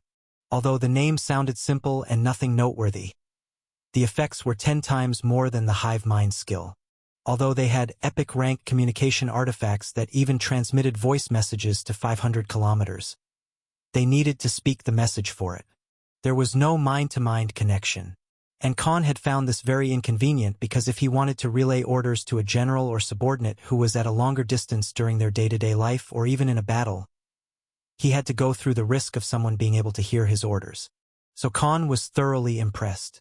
And he also understood that this was the main reason why the legendary Ashikvatika could control so many minions from even 50 kilometers away. Life Force Restoration, the skill which allowed Khan to restore the physical state of any subordinate using world energy by converting it into life force, would be his first legitimate skill related to the healing class that actually made a difference. He could even revive a dead subordinate if he had enough world energy. Even though he couldn't use it without becoming a saint first, this was undoubtedly another cheat code ability that would be extremely helpful in the future. Nature Control skill, on the other hand, allowed Khan to telepathically control low-ranked monsters and would elemental creatures within 30 kilometers radius who would become part of his personal army. This was by far his biggest crowd control skill, because apart from his subordinates, he had no control over other creatures. Although the range of applications was limited, he could use this skill to even turn the enemy side and make them fight for himself if they were low-leveled than himself or belonged to the wood elemental species. Him being unable to move while using this skill was a logical constraint because his mind would be under great pressure while controlling the other creatures. So Khan had no problems with it. King of the Forest ability was already on the OP abilities list because of the uses it had. Khan could simply sense or even attack an enemy force using plants and trees since he could control them in a 20 kilometers region. It was like leading an enemy into a battlefield that was already made to help you win the war. Roots of Nature ability basically turned Khan into poison ivy, because he could control and change the shapes of roots buried in the ground to create constructs and even weapons as per his will in a 10 kilometers radius. Means even nature itself was his weapon. He could create a wall, a shield, and even a sword using these gigantic roots if he wanted. And in a large-scale battle in a forested region, he basically had the battlefield acting as a trap that would appear right from the ground and finish off his enemies. Even if Khan couldn't use any of these skills as of now because they needed huge reserves of world energy, he was certain that they'd definitely become one of his top aces after he broke through. While Khan was lost in his thoughts, Blackwell spoke to him. "Master, I sense the same aura from this monster which I and Oliver did when we fought against the Caladrius," he said in a solemn tone. Shocked, Khan was dumbfounded as soon as he heard Blackwell's words. Means this legendary rank creature was also mind-controlled into attacking the border just like Caladrius was. "What the hell is going on?" spoke Khan with a flabbergasted expression. Not just one but two legendary rank monsters were forced to attack the borders of the Monster Tide hotspot location. And the only thing he could conclude was that both these legendary rank monsters were just small pawns in the big game. And regardless of their reasons, it was Khan who had to deal with the aftermath since he was the sovereign of this fiefdom. He had no choice but to find the truth behind these two monster attacks on the borders. Because whoever was pulling the strings from behind the shadows, Khan knew one thing for certain.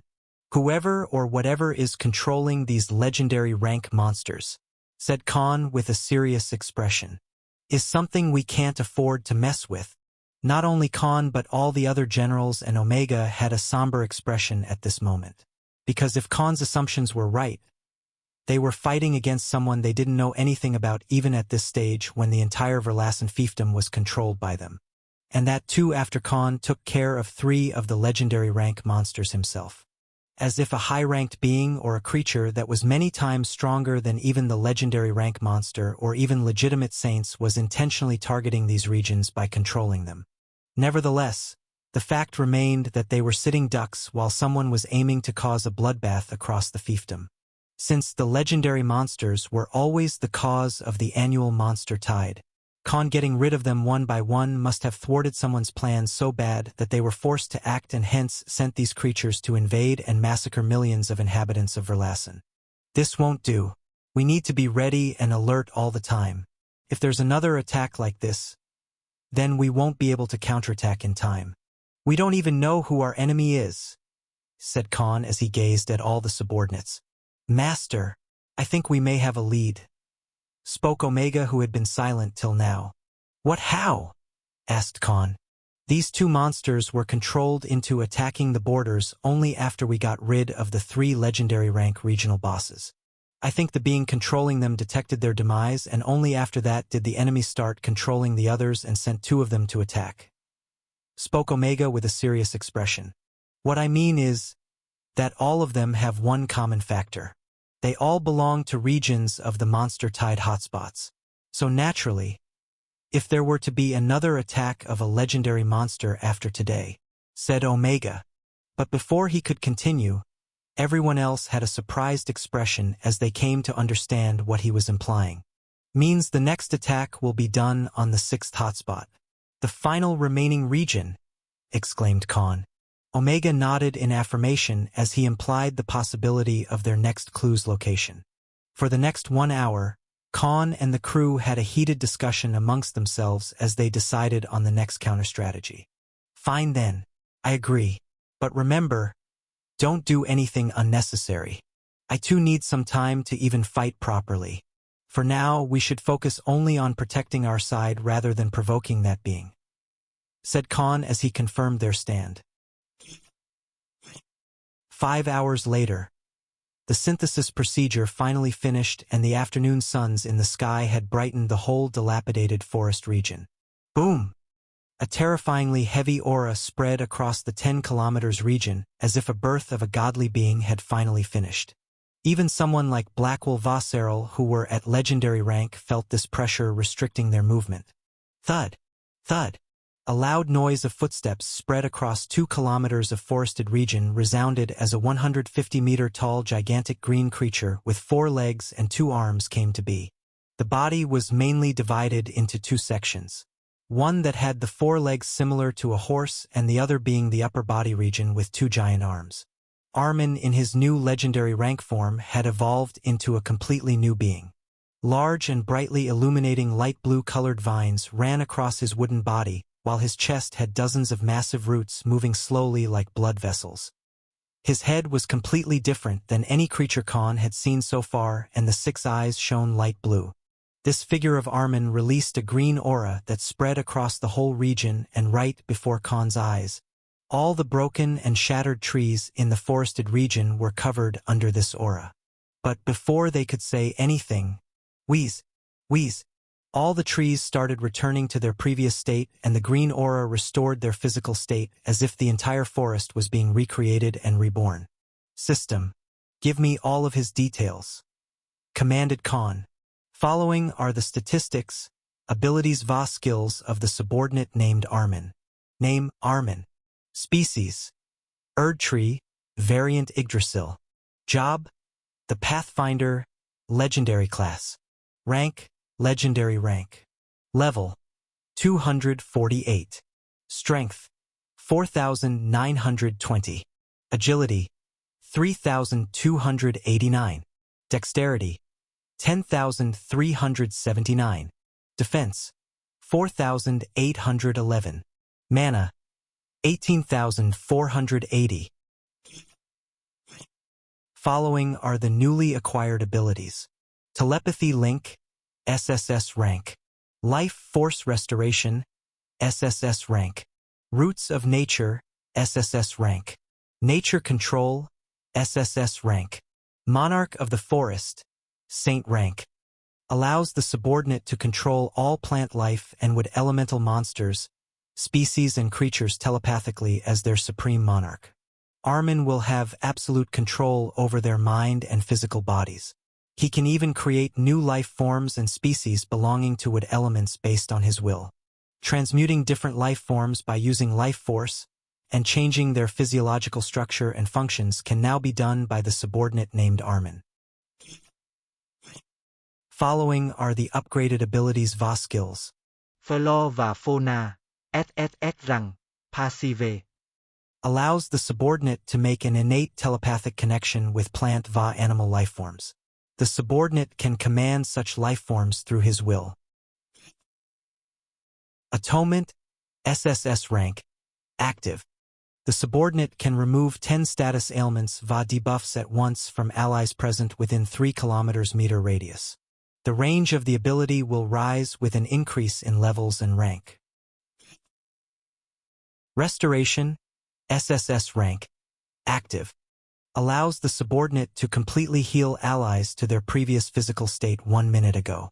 Note: this skill does not work on deceased allies.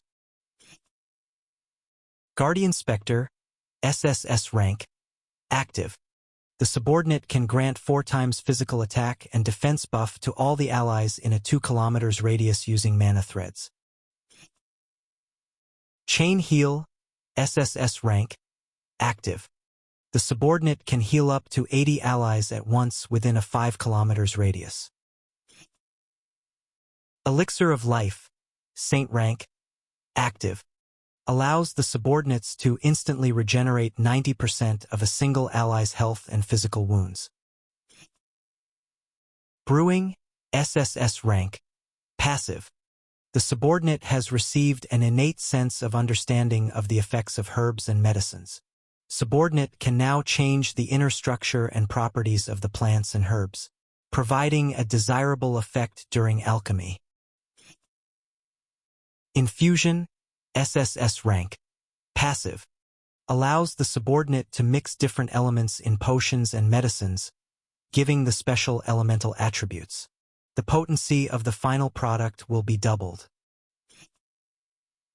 Resurrection, Saint rank, active, allows the subordinates to bring back any ally or individual after the short time of their death. Note: the host is an exclusion to this ability, as all the subordinates will die after the host has died. The resurrection procedure will require 1000 SS rank mana cores or ores to successfully resurrect an ally in their peak state. The higher ranked the target is, the more and higher ranked source of mana will be needed. Soul Reformation, legendary rank, active. The subordinate can heal the damage done to anyone's soul over time and even make it stronger by 2 times. Reported the system. Khan only stood frozen on the spot, unable to believe the results. Armin was no longer just a healer or an alchemist with no fighting skills. Rather, he was the personification of nature itself. As Khan and the subordinates stood a few hundred meters away from the gigantic wood elemental general aka Armin in his Erdtree form, the green wave of aura washed over their bodies, and all of them instantly felt a soothing and relaxing surge of energy running through their bodies.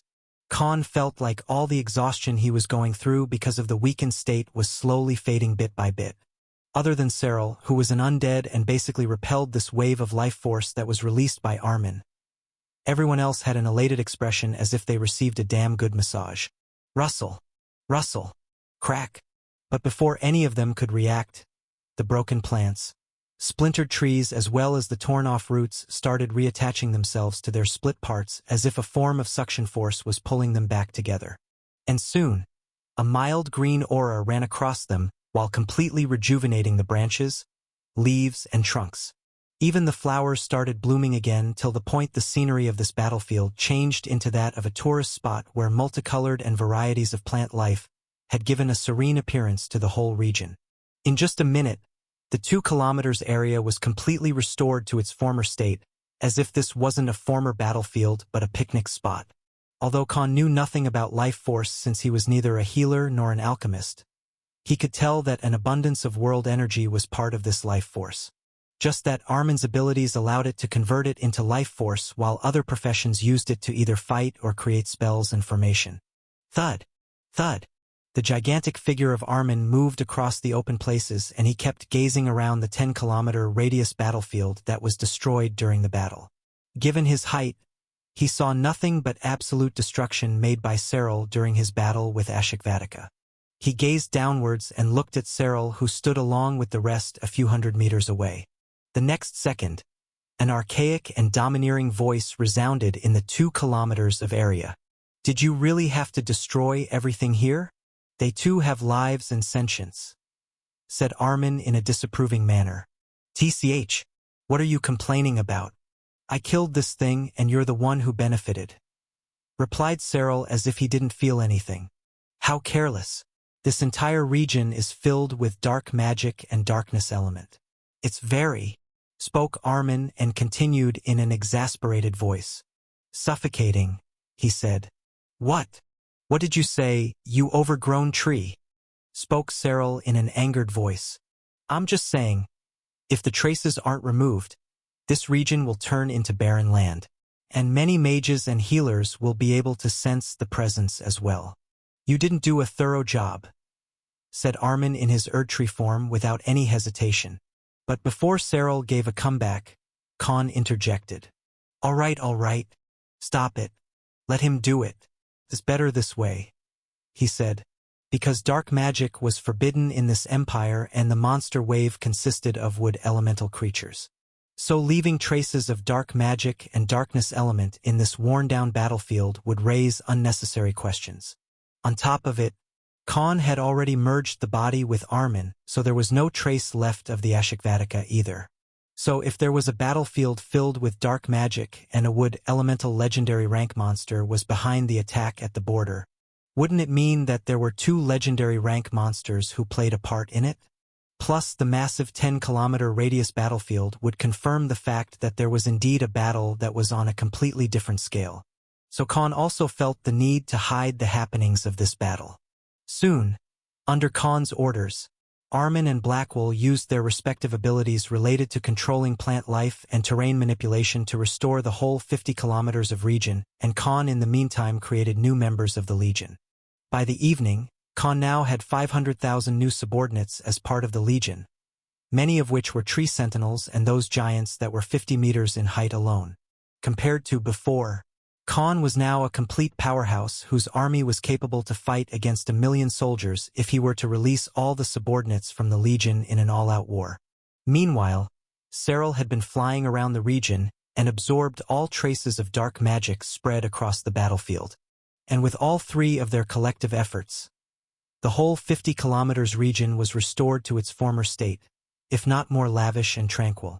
All the traces of the battle between 2 legendary monsters were cleansed to the point where one wouldn't even dare imagine that this region was attacked by a monster tide. All right, let's leave, spoke Khan, and their 2 warships returned to the main military headquarters of the Barawa region. Even now, the bloodied battlefield was yet to be cleared and thousands of dead bodies were still being collected by soldiers. More than 30,000 people had died this time, and even the numbers were lesser than the Caladrius attack. The fact remained that there was a huge loss of life. The next day, the families of the martyrs were informed about the battle and how their family members who valiantly fought on the battlefield had sacrificed themselves for the motherland. In the evening, Khan held another announcement across the entire Verlassen fiefdom. Everything about the battle was revealed to the masses. However, this time the narrative was different, and so were the results. Because Khan declared that the main cause of this attack, a wood elemental legendary rank monster that could control wood elemental creatures, ran away before they could even get there. The military's response was quick this time, and many lives were protected because of their bravery. And it was the military of the Barawa region who repelled the entire monster tide by themselves. This way, Khan didn't mention any of his involvement or the reinforcements he sent from the capital. And he also praised Commander Chetuk and Victor Apopes, who played a big part in fending off the enemy monsters. This was a win that only the military needed, and he didn't want any credit for it at all. So he told a white lie to the masses. Khan then returned to Asir the next morning and lay down in his bed. Armin, who reverted into his human form now, had more archaic green tattoo-like runes spread across his body compared to before after his evolution. Start the soul reformation procedure. Heal my soul as quickly as you can. Because we don't have much time.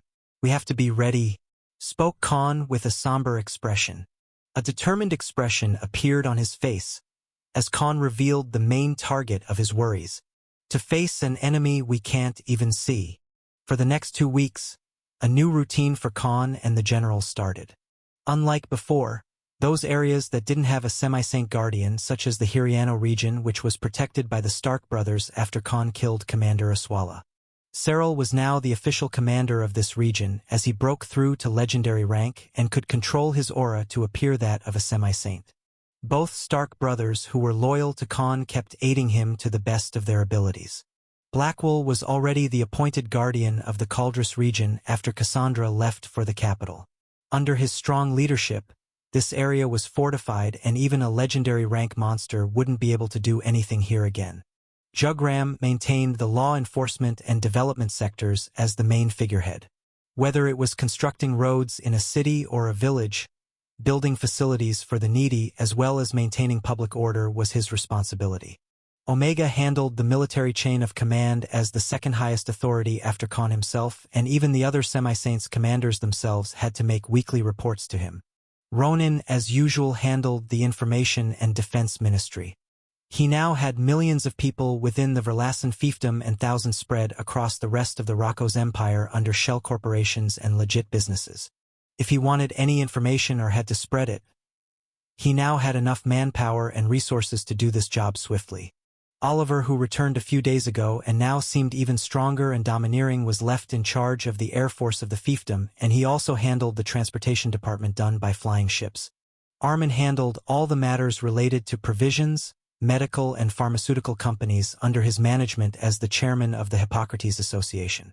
Albestros, as usual, was the main figurehead of the weaponry, artillery, and industrial development sector.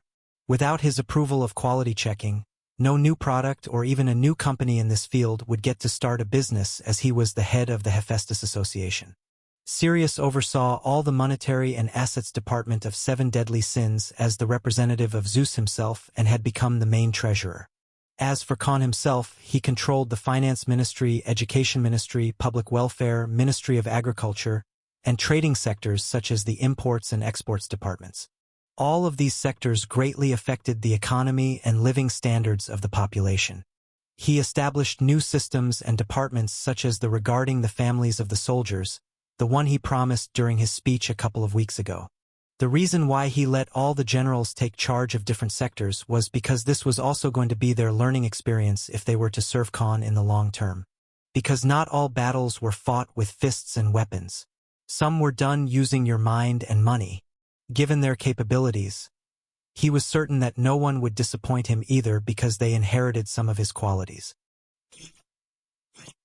During the day, Armin would deal with the affairs related to Hippocrates and his personal Ayurveda company, and at night, with now upgraded stats and rank, he began Khan's healing every night when he was sleeping. The soul reformation skill needed Khan to be in status so Armin could slowly recover the damage done to his soul after Khan offered 10% of it in order to save Cassandra Michelson. Their new routine and lifestyle carried on for 3 weeks. But the very next week, all of them were gathered in the main throne hall as if there was a grand ceremony. Albestros and Sirius finally arrived in the throne hall, and following them were hundreds of Covenant soldiers. All of them pushed and carried big caches and huge chests filled with heavy objects. "They're ready," spoke Albestros, who had been working on a particular task given by Khan a month ago. Soon, the Covenant soldiers started taking the objects out of them as Khan and the gang finally received their new gears. Katanas, swords, bows, scepters, maces, daggers, axes, giant swords. One by one, a plethora of weapons were revealed to them. But this wasn't the end. Soon, everyone received custom-made armors, clothes, and accessories perfectly fitting their bodies, an appearance which were also very convenient in case they were to engage in a fight. All the armors and new weapons available were made from none other than the body of the legendary rank Invimarak monster, the very first legendary rank monster they hunted. Even the weapons were forged using the extremely strong bones of the creature that Khan and his forces barely managed to kill by using distractions, surprise attacks, and a mythical rank rope named Rudra. Khan himself received his new black long coat with gray outlines and patterns over the sleeves. The inner coat, shirt, and pants were designed to suit royalty, while the black boots were sound-free. This entire set was crafted by using the skin of the Invimarak, which had natural magical and physical damage resistance. Khan now looked like a strong, reliable, and extremely handsome prince of an empire, while subliminally asserting his mysterious and domineering personality. Based on the appearance, all Khan needed was an authentic katana, and he'd look like a certain son of Sparta who was always motivated and wanted more power. The generals on the other end had clothing suitable to their appearance, as well as armor and weapons that were made from the bones of the ginormous Invimarak. Even a small dagger made from it was stronger than a mithril sword. And on top of it, Albestros had used his skills as an artificer to be able to have elemental affinity and attack skills that were suitable for every single one of them. For the next few hours, Albestros performed the bloodbind ritual for all of them just like he once did with Khan when he created Lucifer and Dracos armor for him back in Flavit City. What do you think? Satisfied? Asked the peak Grandmaster Blacksmith Albestros. Yes, but I kind of expected more. Spoke Khan honestly. TCH, looking down on me, are you? Well, let me show why I'm the #1 blacksmith of the entire Rocco's empire. He said with a devilish smirk and gave a command. Activate Pendragon Formation.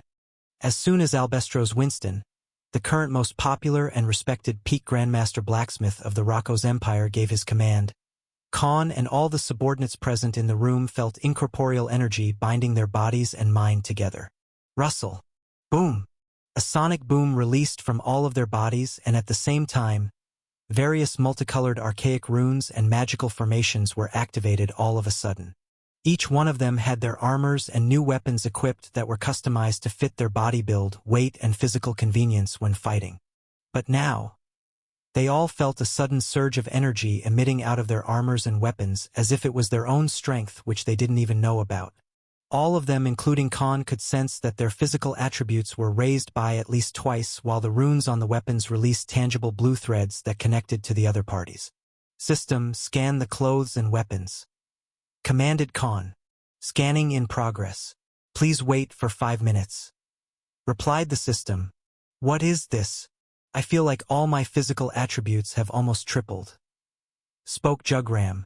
After Khan, he had the highest attack buff skills, so he could instantly notice the changes. Not only that, but I feel my mana increasing by twice as well. Spoke Cyril. I feel a sense of inkling in between all of us, as if we're bound by something. Said Armin. I can feel it. It's not us, but the armors and weapons we're using that are binding us. Said Oliver, the most perceptive of them all. Albestros then nodded in affirmation and spoke in a cheerful tone. This is my latest and also my greatest creation so far. It was something I had been working on for years, but never had suitable materials or enough quantity to successfully forge these many pieces in order to actually make it possible.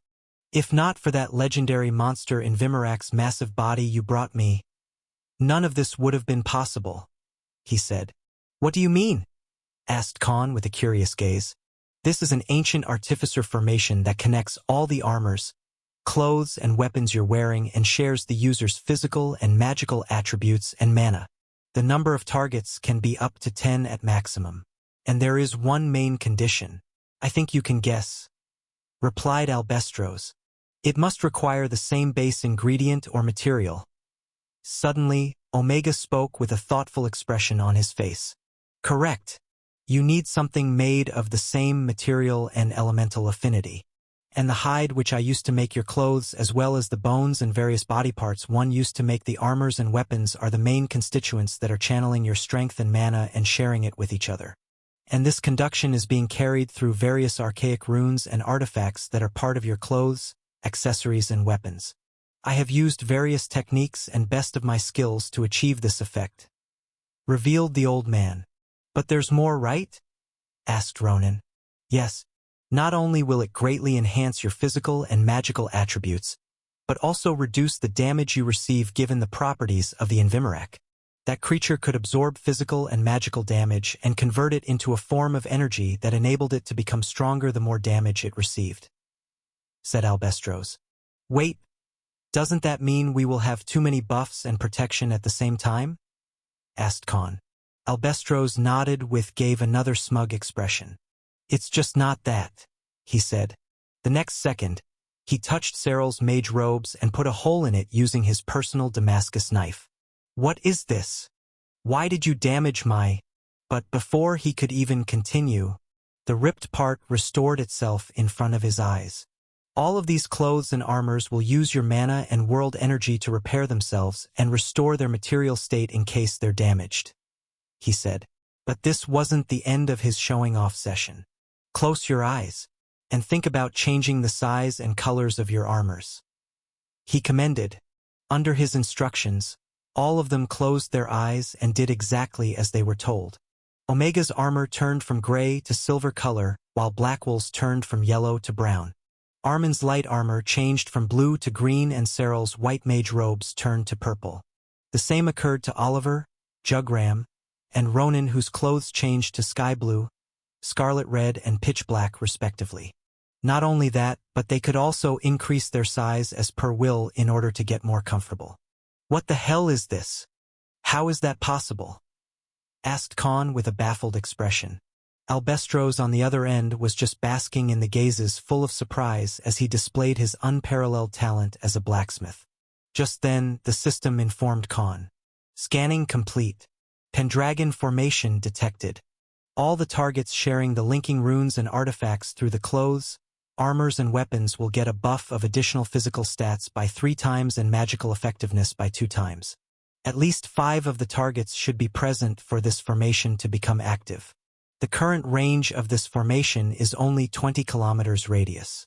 The range shall increase based on the levels and ranks of all the targets. The mean average of the levels and ranks for the targets will increase the range and buff effects under this archaic formation. Reported the system. Damn! I need to learn blacksmithing and artificing as well. I don't understand a single thing about how he does it, but it will definitely turn out very useful in the future," said Khan to himself as a sense of urgency arose in his mind. Because whatever Albestros did to make such magnificent sets of clothes, armors and weapons, all of which were many times better than even epic rank gear sets, was something he never thought of even in his wildest dreams. Pendragon formation was basically enough to turn a first-stage saint comparable to a second-stage saint in terms of physical attributes and mana stats. And with their own skill set and abilities, one would be able to fight an enemy that was a rank above their own. And the potential to buff effects grow as all of their individual strengths grew together was an incredible skill effect.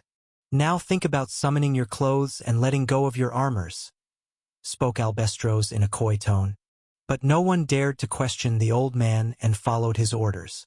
In the next second, the armors from their bodies turned ethereal and soon, they were replaced by the new set of clothes in an instant. As if there was no longer a need to change clothes at all. Khan looked at Albestros and asked, "Where's my armor? And you didn't make me great sword either." "TCH. Ignorant fool. Lucifer and Dracos armor are already comparable to legendary rank set together. You don't need this. Just the clothes should be fine. Besides, they'll get stronger just like these sets after you break through to higher ranks. Don't trade a diamond for shiny pieces of glass," reprimanded the old man. "All right, but then what about the extra sets?" he asked. Yeah. I made extra pairs of all the armors and weapons based on your physique. But you're a swordsman. Why do you need these belonging to other professions?" he queried. "Just to be safe. They can be useful as a great cover or when I'm in disguise," quickly replied Khan. The main reason he asked for each set based on different jobs and weapons was because in the future, he was going to get all of his weaponry and combat techniques to higher ranks. At that time, he'd need appropriate gears, so he took the opportunity and overworked the old man a bit for more gains. However, everyone present in the room came to acknowledge that Albestros was indeed worthy of the title of #1 blacksmith. Because achieving such a feat was extremely hard. Even if there were certain conditions they met, creating such well-crafted weapons and armors which were twice effective than an epic rank set was indeed praiseworthy. He had outdone himself and everyone was left in awe of his mastery as a craftsman. And soon, Albestros explained that all clothes and weapons had abilities that can be upgraded. And all it needed was world energy and mana as a source to increase efficiency and range. Some weapons could even be transformed into higher ranks with the right forging materials of high quality if they had them on hand. Currently, Albestros was restricted because of his own ranks and couldn't create a legendary armor and weapon set because he was restricted on the amount of mana and world energy he could infuse into them. Otherwise, the effects would be even better. But no one had any complaints as this was already an unbelievable feat. Khan also understood that even without using his skills, Khan's longcoat was already better than most of the epic rank armor sets. And it was extremely flexible and could get stronger if Khan broke through and provided more world energy to it. Plus, the ability to change color and size was helpful because it'd help in a perfect disguise as well. Thanks to the incredible work of Albestros, Khan, Omega and the generals became Unkillable. Another week passed after Albestros gave a tremendously overwhelming gift in the form of weapons, clothes and armors that were topped with the Pendragon formation, the archaic artificing formation that gave them the biggest buff as a team in large-scale battles. At the time of the mourning in the Caldrus region, which was now under the command of Blackwell as the highest authority, Khan and his warship arrived at the main burial site for the military soldiers. This was the official graveyard for all the fallen soldiers who fought in the battle against the legendary Caladrius monster. And more than 100,000 bodies were buried here, each with a proper tomb of their own. This gravesite spread across 30 kilometers and was divided into 4 sections that could be accessed from different entrances. Facilities such as magic vehicles and carriages were provided free of cost to the family members of the martyrs, who would often come to visit their members of the family, who sacrificed themselves to protect their motherland. This time, Khan had come with over 300,000 Covenant soldiers to act as his gatekeepers. And under Blackwell's command, the burial site was closed off for a few days in the name of maintenance and improvements. Thousands of normal guards were replaced by the Covenant soldiers who were equipped with high-quality armors and weapons, and a few hundred flying ships also roamed in the sky in order to keep a lookout so no one would know what was happening inside. Finally, the sealed vast gravesite that had over 100,000 dead soldiers buried in the 30-kilometer-wide region. Khan commanded the Covenant soldiers who were spread across the gravesite in all 4 sections. "Start digging, and gather the bodies in the transportation vehicles," spoke Khan as he relayed his commands through a transmission artifact. Soon, the massive region was filled with sounds of ground getting dug in using various equipment, and then hundreds of vehicles carrying the bodies towards Khan's location. As for the place where he resided, no one other than Ronan and his squad of thousands of assassin subordinates dressed as normal living people were allowed. As hours passed by, they kept bringing thousands of bodies in each batch and placed them within 1-kilometer radius around Khan, who was still in a weakened state.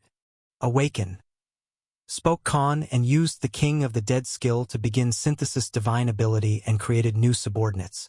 And finally, when the 2 suns set in the evening, Khan had successfully created more than 50,000 new subordinates. But unlike most of the time, these weren't just some monsters but actual soldiers from different fighter classes and professions, belonging to different races and species. As for why was Khan acting like a hypocrite who gave a moving speech for the deceased soldiers and now desecrating the dead soldiers who died to protect the normal citizens of the fiefdom? Only he knew the reason. "Even in death they will serve me and their motherland," spoke Khan after he was finally done. After that, under Ronan's guidance, all the members of the assassin squad spread across this vast gravesite and used the epic rank restoration artifacts. These were the same artifacts that Cyril once used during his grave-robbing days as Loki when Khan and the company still lived in Rukon district of the capital Rathna. And after they used the restoration artifacts, the whole site was restored to its former state in just a couple of hours. So in case the families of the dead were to come to visit them, no one could find that there were no bodies inside the tombs. The next day, Khan visited the burial site of the Barawa region where more than 30,000 soldiers died during the battle against the forces of the legendary Ashikvatika that was killed by Cyril in the end and helped Armin to become a legendary rank general. Khan then followed the same procedure and ended up making 15,000 new soldiers as part of the legion and got rid of all the traces. On their way back to the capital Asir, only Khan and Ronan were in the main cockpit of the warship. "Master, may I ask why are you doing this? Isn't that risky?" asked Ronan with a curious countenance. "They're the contingency plan," replied Khan, who was donned in his new and comfortable black and gray attire, which had a white shirt, a black tie, and an undercoat. The long coat itself had 2 coattails, and the fingerless black gloves gave him a look of a seasoned warrior who was ready to fight at any given moment. His appearance looked like royalty who was on official business. The main reason why Khan waited for the first 3 weeks was because the matter had to be settled after the attacks of both legendary creatures, and the families of the dead would visit the gravesites in thousands for the first few weeks. So using the dead bodies to create new subordinates wasn't a good idea back then when everyone was on alert. But he had to act within this time range because unlike Cyril, he couldn't awaken the completely decomposed bodies or something that was nothing but bones. Luckily, the bodies in the world of Vantria started fully decaying after 4 weeks, since it took some time for the mana that basically made the bodies of all living beings in this world to break down on its own and completely dissipate. So this was the best window for Khan to act. And as for the main reason why he was desecrating the dead again, because he had big plans for them. Something he couldn't reveal already before it was time. Khan and his entourage reached the capital without any worries or complications after he successfully completed the main objective. However, the very next morning, Ronan received a transmission. "We have got a problem," spoke Ronan as he telepathically communicated with Khan, who was still sleeping in his bedroom. "What is it?" asked Khan as he was annoyed to death and cuddled his pillow like an adult who did not want to go their job. But what Ronan said completely woke him from the half-asleep state in seconds.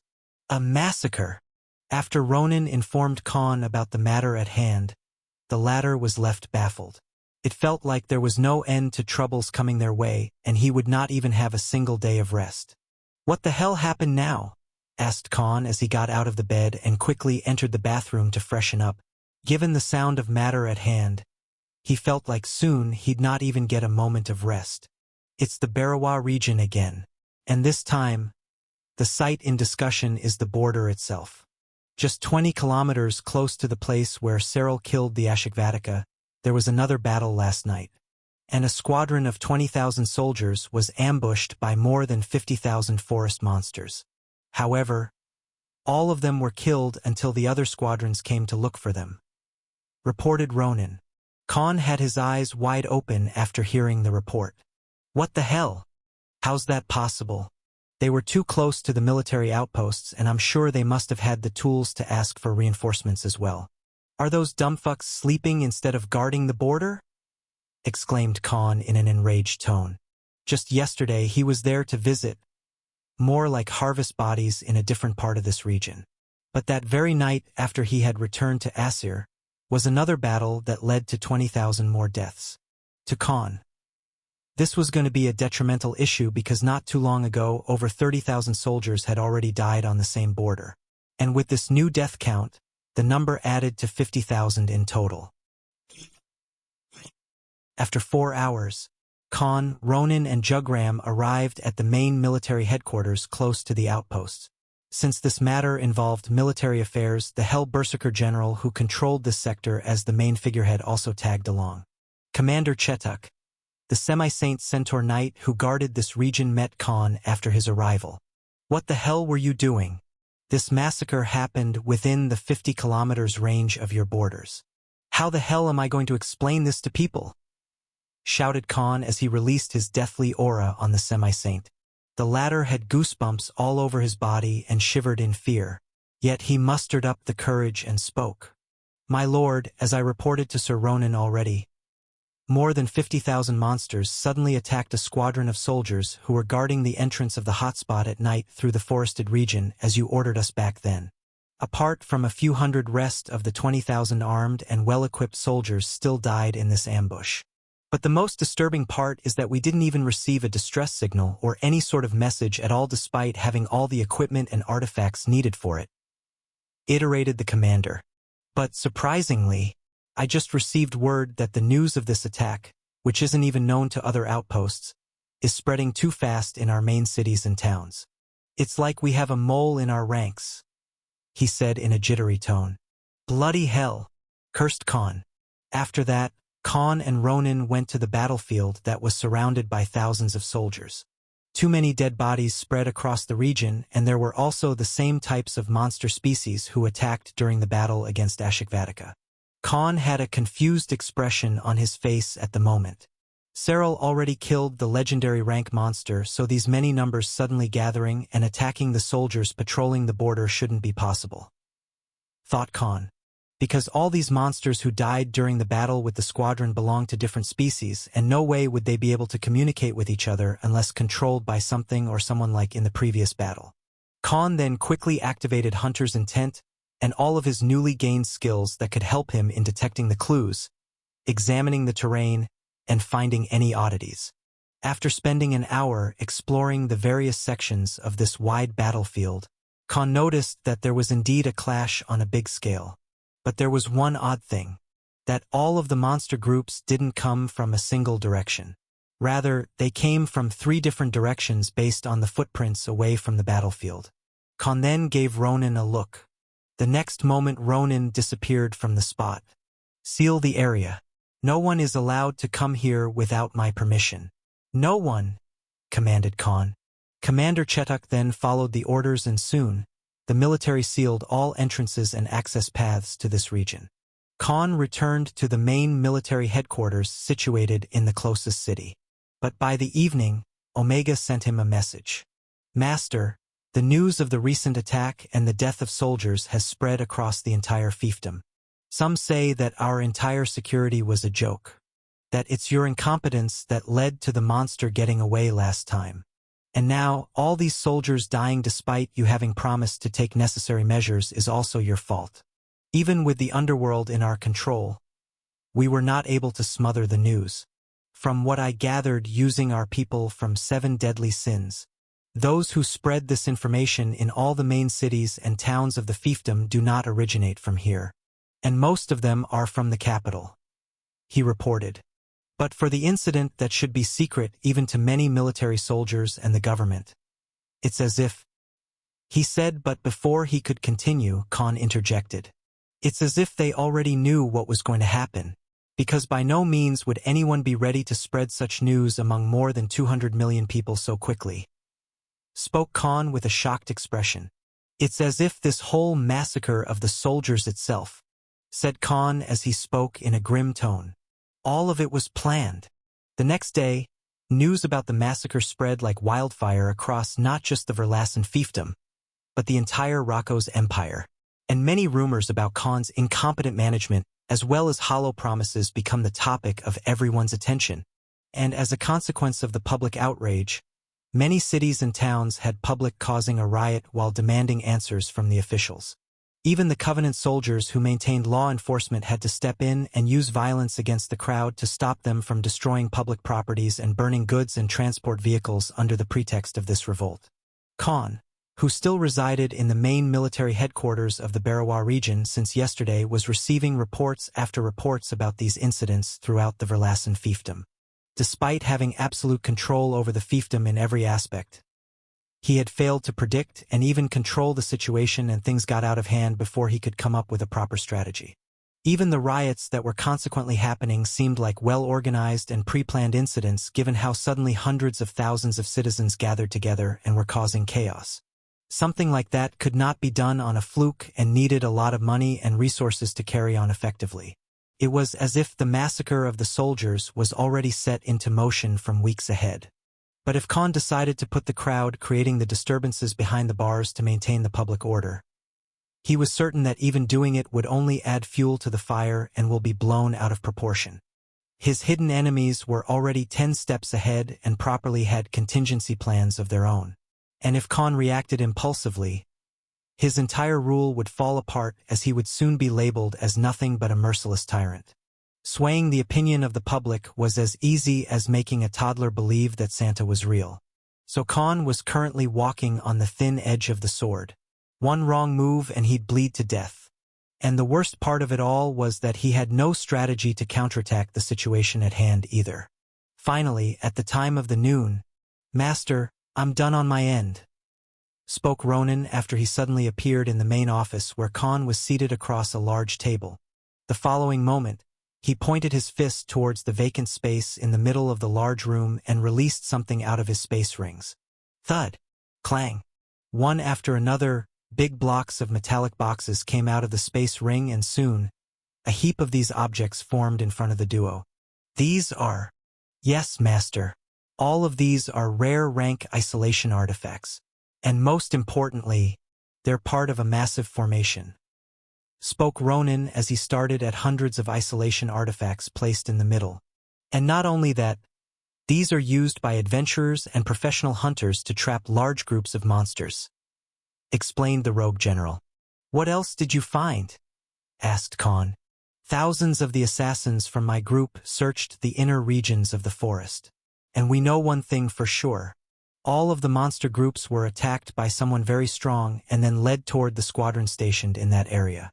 But even so, What I don't understand is that this should have been done by at least 1,000 people to successfully lure in so many monsters from different directions. But there are no traces of prior attacks, as if all of them were lured at the same time.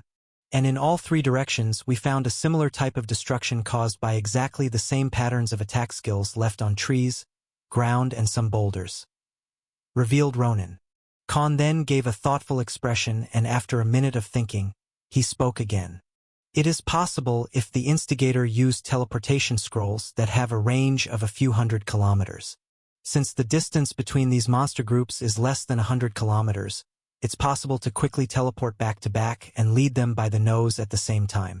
And as you said, it is the work of a single individual. Because to successfully lead them to a designated location, the big group would only become a liability. He said after his own analysis. But Master, to do that, said Ronan, but he was stopped by Khan midway.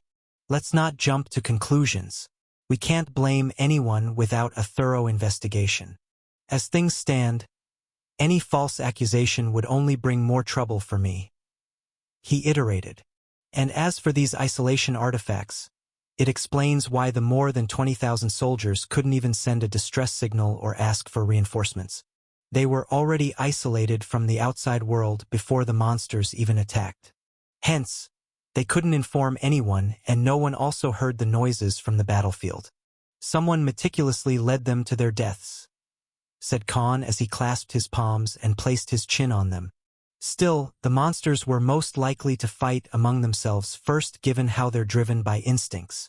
So it is most likely that someone else attacked the military ranks first and broke their formations in order to let the monster hordes who came later invade the formation and then kill the soldiers. And given the situation, it would seem that it was done by multiple strong enemies who should be at least peak grandmasters. And they'd need a dozen of them, said Ronan from his inspection of the battlefield.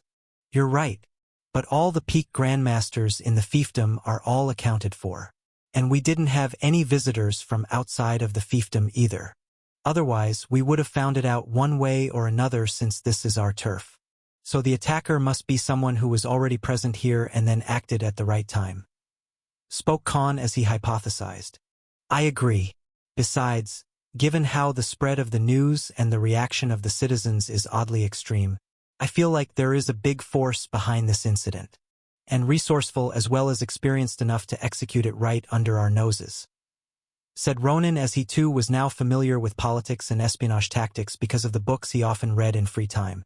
I thought so as well, but it doesn't change the fact that whoever is behind all of this, those bastards killed so many innocent people just to besmirch my name as the sovereign, replied Khan. Given how we have the control over the biggest harvesting region of the mana cores, ores and monster resources, we simply have too many enemies. And I can't even trust any of our supposed allies either. Everyone and their stance towards me are questionable at this point. Spoke Khan, since he wasn't a fool to jump to conclusions. Yet, there is one big clue they've left behind, he said. What is it? Asked Ronan with a surprised expression. Khan then told him the only possible lead they had and how to use it to find the main culprit as well as the force backing them.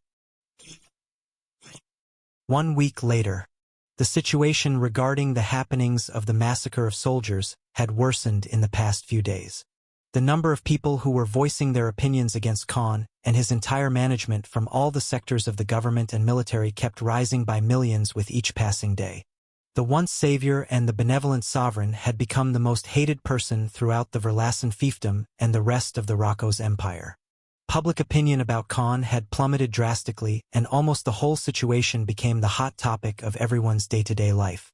A barrage of rumors spread among the masses, and somehow, new incidents of Khan exploiting his position and authority as the ruler were brought to the ears of all the citizens, military personnel, and government officials throughout the empire. Yet Khan, the center of everyone's hatred, hadn't released any official statement, as if he was indeed guilty of all the crimes that came to light recently. On the 9th day, Khan finally released an official announcement throughout the fiefdom. He declared that there'd be a memorial ceremony at night, and all the fallen soldiers would be given an honorable farewell. And the whole ceremony will be broadcasted throughout the fiefdom in real time. This announcement got everyone's attention real quick, as those who wanted answers felt like Khan would address the issue by himself. When the night finally came, in front of thousands of people related to the families of soldiers who were either crying, cursing, and wallowing in pain for losing their family, Khan's figure appeared. But throughout the ceremony, Khan did nothing but stand with a dejected face in front of people and the whole fiefdom who was watching. But unbeknownst to millions of people watching this whole scenario from their respective cities and towns, boom! A loud explosion filled the surroundings of a devastated battlefield that was filled with blistering heat. And as the smoke from the burning trees dispersed, a figure of a disheveled and bleeding man was revealed. Tap, tap. I finally found you, you bastard. Another man clad in a black and gray long coat, who slowly walked towards the former, spoke with a domineering voice as his murderous aura spread across the whole battlefield. I'm not going to kill you, spoke the latter, and continued in a grim voice, but I'm gonna make you wish that you were dead, declared the man. But the expression on the face of the former was nothing but full of surprises. How are you here?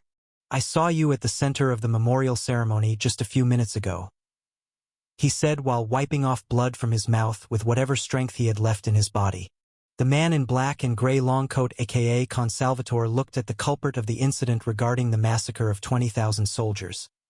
There was nothing but dread and contempt in his eyes. Yet, he didn't seem to be bothered by the question of the main instigator. At this moment, Con recalled what happened 8 days ago and how everything led to this moment. Flashback. 8 days ago.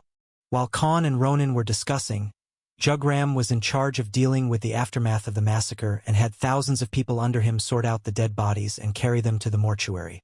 Meanwhile, Khan was brainstorming to catch the real culprit. And after he deduced the only clue they had at hand, he made a plan with Ronan. There weren't any clues left behind to begin with. Even the isolation artifacts didn't help because Ronan could track down their origin within the whole fiefdom. However, the one possible clue had answers to all of his questions, and thus Khan placed all his bets on it. He explained to Ronan why he came to this conclusion. Reason no. 1. To kill so many people and properly lure out monsters. One needed to know not only the whereabouts of the monster hordes situated in the forested region but also the location of the military squadron. And the squadron of 20,000 soldiers was stationed there right after Cyril killed Ashikvatika, and Khan ordered Commander Chetuk to post soldiers in the inner region in case the monsters attacked the border again. So that way, they'd be prepared this time and the squadron would stall for time till all of their forces gathered. So if someone already didn't know the schedule, they would not be able to plan the whole ambush at all since they'd have to set these traps before the military even formed their encampment there. So other than the top military officers in command, no one would actually know where the forces were scheduled to be stationed. Reason no. 2. Given the situation about how a powerful force was backing the culprit and how quickly the news and rumors spread across the Rakos Empire, Khan knew for sure that it was one of the top 3 noble factions that were responsible. And here too he had his suspicions. Pure-blood factions no longer had any enmity with him because Alistair Moore Vandereyck, the faction leader himself, had given his word that he will not interfere in Khan's rule via Ezekiel Nabi, who came to visit him a couple of months ago. Neutral faction, on the other hand, had actually benefited after the incident with Cassandra's heroic deeds during the battle with the legendary Caladrius that helped them as well as the Michelson clan gain a lot of respect among the masses of the Empire. And that's why Khan got the first clue about where to look. Could it be them? Asked Khan as he shortlisted the candidates. Most likely so, said Ronan. We cannot declare that it was their faction. They will simply shirk away the responsibility like last time when they put the whole blame on someone else acting on their own accord. And any direct accusation would turn into an open challenge. They have bigger forces, more manpower, and before I can even do anything, they'd bury the matter or even say that I'm blaming them because of my personal grudge. I'm completely outperformed and outmatched in every aspect, spoke Khan with a somber expression. Means the only way we can prove it is by catching the culprit first and then make them talk. Otherwise, we won't even have a chance to resolve this mess and people will keep blaming you. With that, the public support will be gone in a few weeks, and your reign might come in danger. said Ronan as he thought of the possible outcomes. And that's why we need to set a bait. A bait the main culprit can't afford to ignore. Spoke Khan, and for the following hours, they came up with an easy yet very effective plan. On the morning of the present day, Khan and the generals announced the whole thing about the memorial ceremony for the victims of the massacre. However, they also spread a rumor among the military ranks and normal population that Khan had found something suspicious about the massacre and was going to reveal it during the ceremony that was to be broadcasted to the entire fiefdom. Khan then quickly returned to the present moment as he spoke to the main culprit who lured those monsters and trapped the soldiers using the isolation artifacts. "If you lot wanted me out of the way, you should have tried to kill me directly," he said. "Do the lives of common people really not matter to your noble factions to the point where you won't even bother killing thousands of innocent people just to defame me?" asked Khan in an exasperated tone. "Anyways, you bastards have crossed the line, so I'll give everyone a grand show. One that would make your entire faction weep tears of blood. And you'll help me do that, won't you?" spoke Khan and put his hands on the bleeding shoulder of the culprit. He gave a benign smile and revealed the name of the murderer who killed thousands of innocent soldiers. Victor. 1 hour ago. As the public broadcast started in the central city of the Barawa region where the memorial ceremony was being carried out. Thousands of people marched with somber expressions while carrying big candles and torches in their hands. On the memorial site, Khan, Omega, Blackwell, Oliver and Cyril had gathered along with the other government officials and military officers to give their respect to the fallen. After an hour, the ceremony ended while the broadcast continued where Khan and the others were still carrying out their duties. Just then, Victor Apopes, the half-breed demonkin semi-saint scythe warrior, left the ceremony saying that he was done with his part. 50 kilometers away from the central city of the Barawa region, over a dozen warriors belonging to different professions and ranks were gathered in a deep and silent jungle. "Swoosh! You're here, Lord Victor," spoke a Mithran spear warrior. Soon, all the others among this group bowed toward the demonkin who just arrived with respect. "Yeah, I just left using a transportation scroll. I thought that Salvatore had gathered something incriminating against us. But that fool seems too timid." "Ha-ha!" spoke Victor with an elated expression. "Why, yes, of course. He is probably still shaken by the fact that he couldn't find any clue about the massacre. Maybe he doesn't even know that the massacre was actually a planned one." "Ha-ha!" said an elven woman who seemed to be a master-rank halberd warrior. "Still, none of us could have done it without your help, Lord Victor. Although we successfully operated the isolation artifacts from a distance, if not for you leading those monster hordes towards the garrisons, none of this would be possible," spoke an old thrall archer. Hey, don't forget that it was also Lord Victor who successfully attacked and broke through the line of defense in all 4 directions. Otherwise, those mindless monsters wouldn't have been able to break through their formations easily. It would have taken a lot of time, and maybe they would have managed to send a distress signal.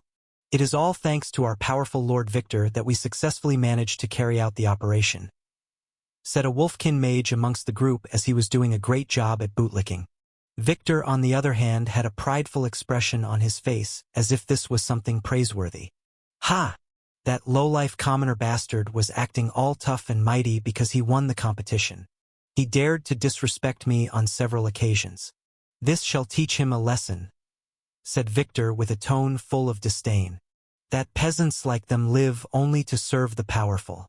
After this incident gets blown out of proportion, it won't even take a month before the government from the capital calls for official impeachment," he said with a smile. "Yes, Lord Victor. With Khan Salvatore gone and all of our people who already infiltrated government and military, it won't even take long before Verlassen fiefdom becomes our domain. In a way, him taking over as the sovereign has greatly helped us. He took out all of our enemies during his reign, and now we will reap the rewards," said the mage again. The pure blood and neutral faction hit their own feet with an axe by allying themselves with him. The faction council and Lord faction leader are indeed foresight. They used his savior of the commoners act against himself. This will be the perfect revenge against him for killing Commander Aswala and defaming our demi-human faction. Spoke Victor as he reveled in his achievement. But unbeknownst to all these people celebrating their victory, a black shadow suddenly escaped from Victor's own shadow. "Master, I'm done," spoke Ronin. The rogue general had been hiding under Victor's shadow since the ceremony started. And under Khan's orders, the subordinate with the best assassination skills was recording the whole conversation. Boom! A frightening aura spread across this forested land, and suddenly, Khan exited out of the true dimension. Thud! Jugram jumped out of Khan's shadow. "All right, all the rats have gathered. Time to play cat và mouse." Khan had planned the simple yet effective move to confirm Victor as the main perpetrator of the incident. And the one present at the memorial ceremony wasn't Khan but his doppelganger. Although Khan was certain that only Victor fit all the criteria, rather than arresting him and forcing a confession out of him, Khan wanted the truth to come out of Victor's mouth voluntarily. So they deliberately spread the news that Khan had a clue. Because of this rumor, Victor and all of his hidden allies were forced to gather. That's why Khan held the memorial ceremony where his doppelganger with SS rank mana cores to sustain himself took Khan's place. Because his future plans also needed him to have a perfect alibi. And he sent Ronin in Victor's shadow to gather the evidence. By using the telepathy link he gained from Ashikvatika, Khan quickly found out their location and traveled to this place using the dimensional void. So when they spoke about their actions without any pressure and with happy faces, they had already given Khan the much-needed proof. But before giving anyone a chance to react, Khan quickly used the dimensional domain skill that surrounded, entrapped and weakened all the members present here. After that, he used the dimensional domain and under the weakened state in his domain. The semi-Saint Victor was on par with Jugram. Khan did not fight back and only watched as Jugram in his human form beat Victor to a pulp given his skills. Hundreds of assassin subordinates appeared out of his shadow and incapacitated the other members of the group, who seemed like the chain of command sent by the demi-human faction to carry out the operation. Khan then walked from behind Jugram, who was donned in red armor. He finally had the main perpetrator who carried out the massacre. Khan looked at the defeated figure of Victor, the man who killed thousands of his fellow countrymen without a second thought in the name of following orders. To Khan, just a simple form of vengeance wasn't going to cut it anymore. Khan spoke with a sinister tone as he was going to make his enemies shed tears of blood for crossing the limit. "Now let the show begin."